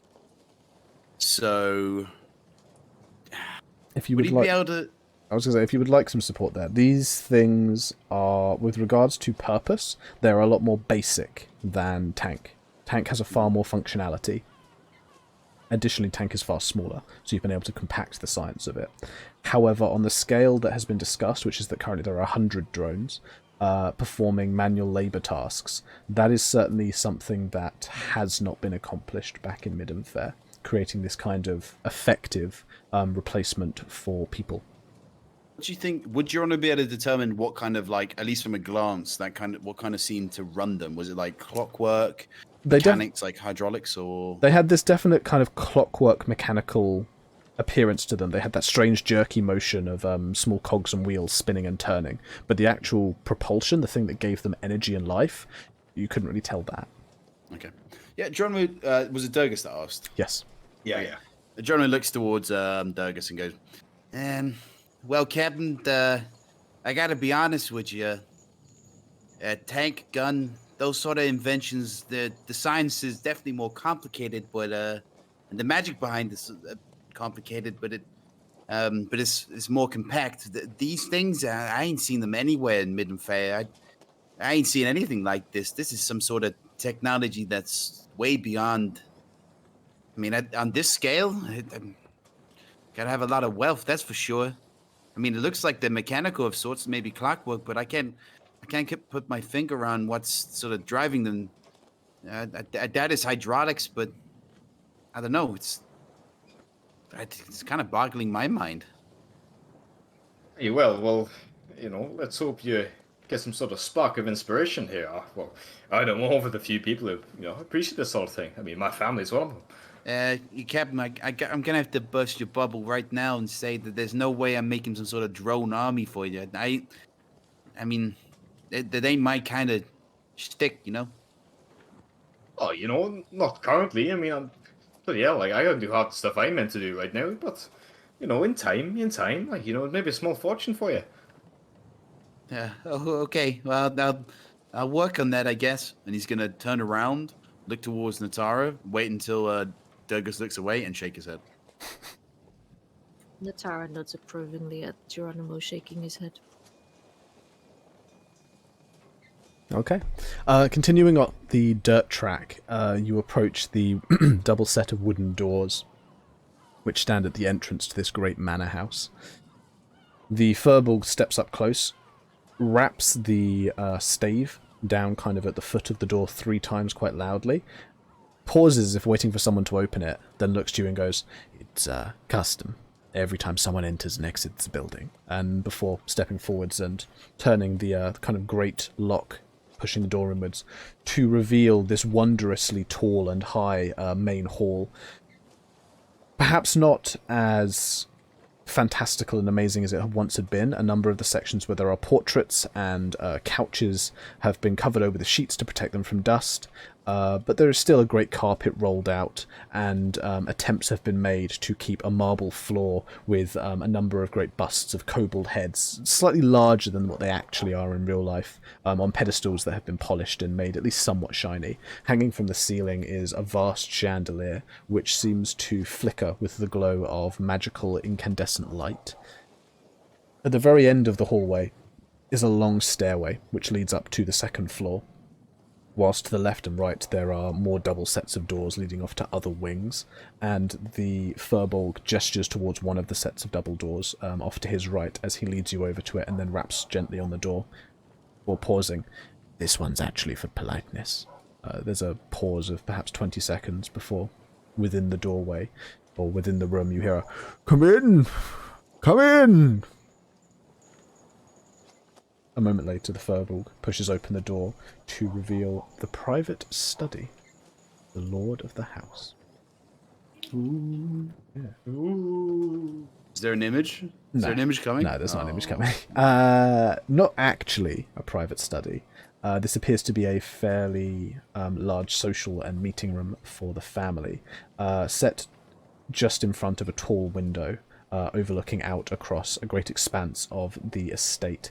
There is a large desk and chair covered with piles of books and notes and parchments and things like that.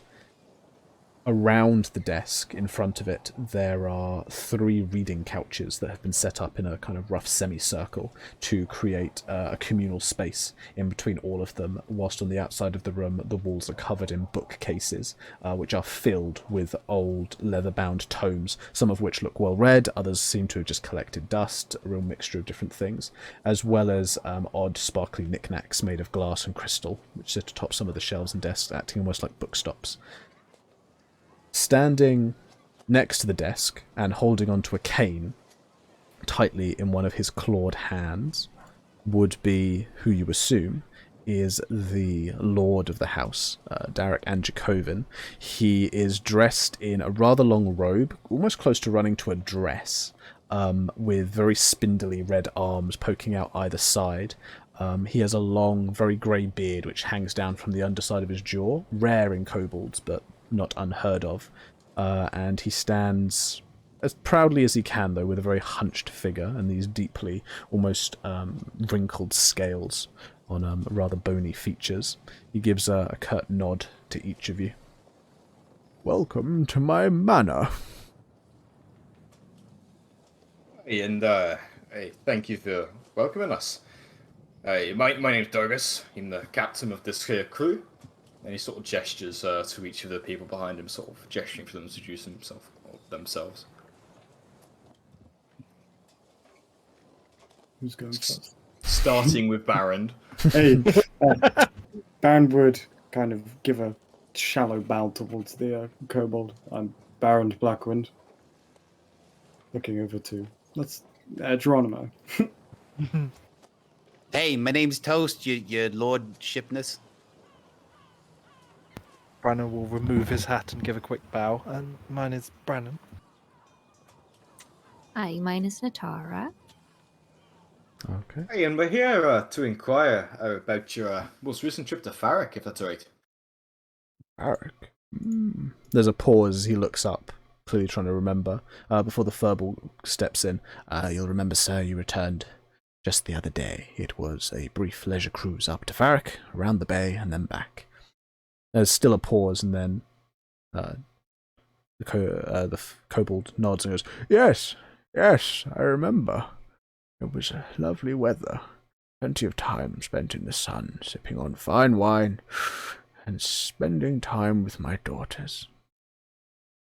Very well, for being a pleasure cruise, you didn't spend much time actually in the city itself. We're curious what exactly you did in the city. I spent little to no time in the city. We just travelled around the bay. Hey, and how about any of your daughters? They may have popped in once or twice. I'm not totally certain. I'm not a demanding father. I don't expect them to spend every second with me. And obviously, as he says this, Durgus, not narrowing his eyes, but sort of examines the man's features, trying to get a gauge to see if he's, being truthful or if there's any sort of inkling of deceit. Do you know what's going to happen? Give me an insight. We're going to see know that exactly now. what's going to happen. Well, Why'd you bother? Because you said it was going to go badly. Look, there we go. You've literally, Because you said Yeah, it's going to go really badly. It went really badly. That's a 6.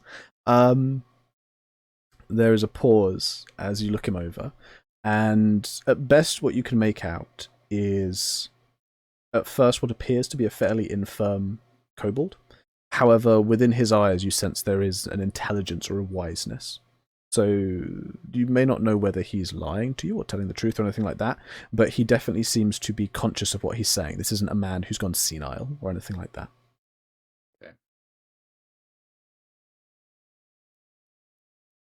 Aye, well, it may come as a bit distressing for you, but as I said, we've just been investigating suspicious activity around the Farrick area. There's some people around, and let's just say they're not very savory. Do you happen to know of he sort of thinks now on how to have a bit of a polite descriptor before simply blurting it forwards. Any cultists who worship a man by the name of, or a thing by the name of Ulcraw? There is confusion across the features of both the Furbolg and the Kobold. Cultists? No. We don't have cults here on the island. At least, not since before the time my family took up residence. Here we have a shrine. And whenabouts did you take up residence here? Centuries ago. Many, many, many, many centuries ago. Well, you see this Ulcraw fella, he's let's just say very, very, very old. Probably more old than your centuries. Do you have any sort of notes or documents of those who first visited the island? It may be possible that there may have been a shrine to him or something along these lines, or here before you lot moved in. I'm afraid I can't say for certain that we do. You're asking for resources from lifetimes ago. Many lifetimes ago. It's hard to keep track of such things, and such mundane things. These cults, these groups, we pushed them aside and expelled them from the island when we came in. Oh, well, at least you maybe thought you did. I'm not insinuating anything, but I said they've been causing a whole lot of trouble, and last thing we knew, they were heading south. Wait, So it's... I'm sorry. You said you pushed them out when you arrived. When my family arrived, yes. Do you know who they are then, or at least what they're praying to, or their practices?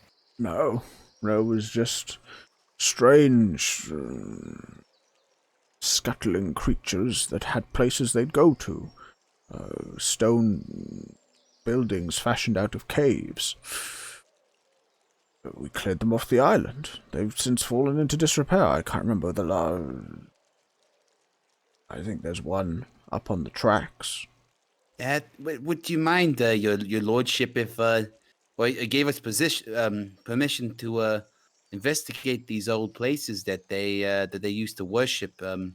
We've got our own business with these sort of things. To cut a long story short, and we want to stop them. And there may be a chance that some of them moved this way and could be using the old ruins for more malicious kinds of activities. I wouldn't mind at all. In fact, I was planning on going on a hunt very soon. If you'd be willing to wait a day, you could come with me and I could show you the way up to the tracks. He gestures out of the window up what looks like perhaps an animal path that you can just vaguely see moving into some trees on part of the island. That sounds perfect. Aren't you say is there much game out here? Oh, plenty. Plenty, plenty. What do you hunt, sir? Well, whatever will feed me, to be honest. Oh, there is plenty to feed large folk like you. Have you heard of the Moorbounders? Woodbound have heard of Moorbounders before? No. I can say I have. From the mountains on the mainland. No. They lurk closer to the forests and the hills.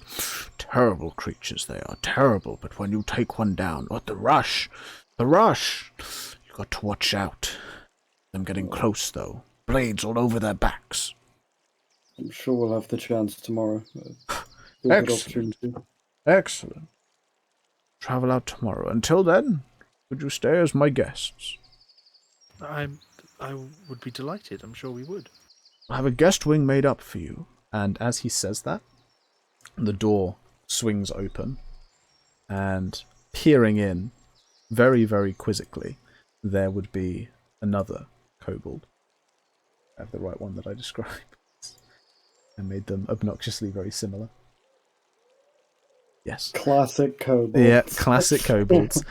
Peering in, instead, would be a rather pale, tanned colour kobold wearing a bright red dress. Tucked in various places, clearly to make it more functional, and evidently stained around the knees and the elbows, with dirt and mud and kind of grass stains from time spent in the garden. The kobold would peer around for a second, eyes going very wide. Visitors? I love visitors! And that is where we're going to be called the session. Dude, she's definitely a bad guy. Oh, I can't. 100%. Geronimo's love interest, man. Oh, damn, man. I was literally about to say, like... Hey, you toots! Hey, you toots! How did you describe Derek again? Derek? Give me an update on his description. He was kind of elderly, thin, red kobold carrying a cane, standing in a kind of robe that looks a little bit that's running to a dress, with kind of deep set yellow eyes, a long grey beard. I have some artwork if you want to see it. I mean, I can show you the token artwork. I love that. Oh, the fact he's got a token is already menacing. Everything's got a token. We just said we're going to go on a hunt with them. Oh, I think Foundry's being a bit weird. I don't know what it is, but like just recently it's been. Hang on, if I take us, And this doesn't help the stream at all, but I'm just seeing like because this is there. It is. No, wait, that's not the right one. Where's the right one? I've got the whole family on here. There it is. Oh wow! Oh, look at him. Damn. Yeah. He's an old man. Let me make that Let's kind see of a the other 3. one. No, I've got the whole family, dude. I'm not getting them all out. There you go. Oh, he's so polite. It's old Drez, isn't it? I don't know what you're talking about. I'm all dressed. A suggestion I'm of old things Greg. that I'm old absolutely Greg. can't be true. But what we can get back to, is figuring out if any bonds were solved this evening. Oof. Literally think forgot what I time have. it was. Give me a second. Where we think we may have one. What have we got? I think I've finally solved the issue with funds. Yes. Money. Yes. I far mean, too it often was a found. short. It was a short. Yeah, term, yeah, so I yeah, think- yeah. Basically, if you went somewhere and needed to bed down for the night, you could spend a fair amount of time there without money. Like, I've got 80 gold now, which is a pretty substantial sum. Yeah, no, that's absolutely fine. You are not destitute, and as you said, it's a short bond, so you don't need to find retirement or anything. Cool. So no, cool. That's definitely a solved one. Anyone else? I know I haven't updated yours on my sheet, Jake, but I know you did send me one, so that's fine. I don't have anything to. I add. forgot about learning to No. read and write from Brannon. I would have done that on the. Yeah, you don't need to. You haven't needed to do that. You just need to shout at things. Exactly.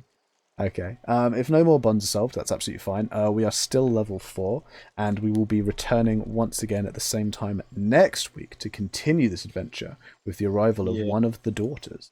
For those of you still with us, we hope obviously that you have greatly enjoyed this. You can catch up on all of the last episodes on YouTube, which is linked down below. We just have a Discord you can join where we post updates and stuff, and we're free to chat about D&D and stuff because we're pretty great at it, don't you know?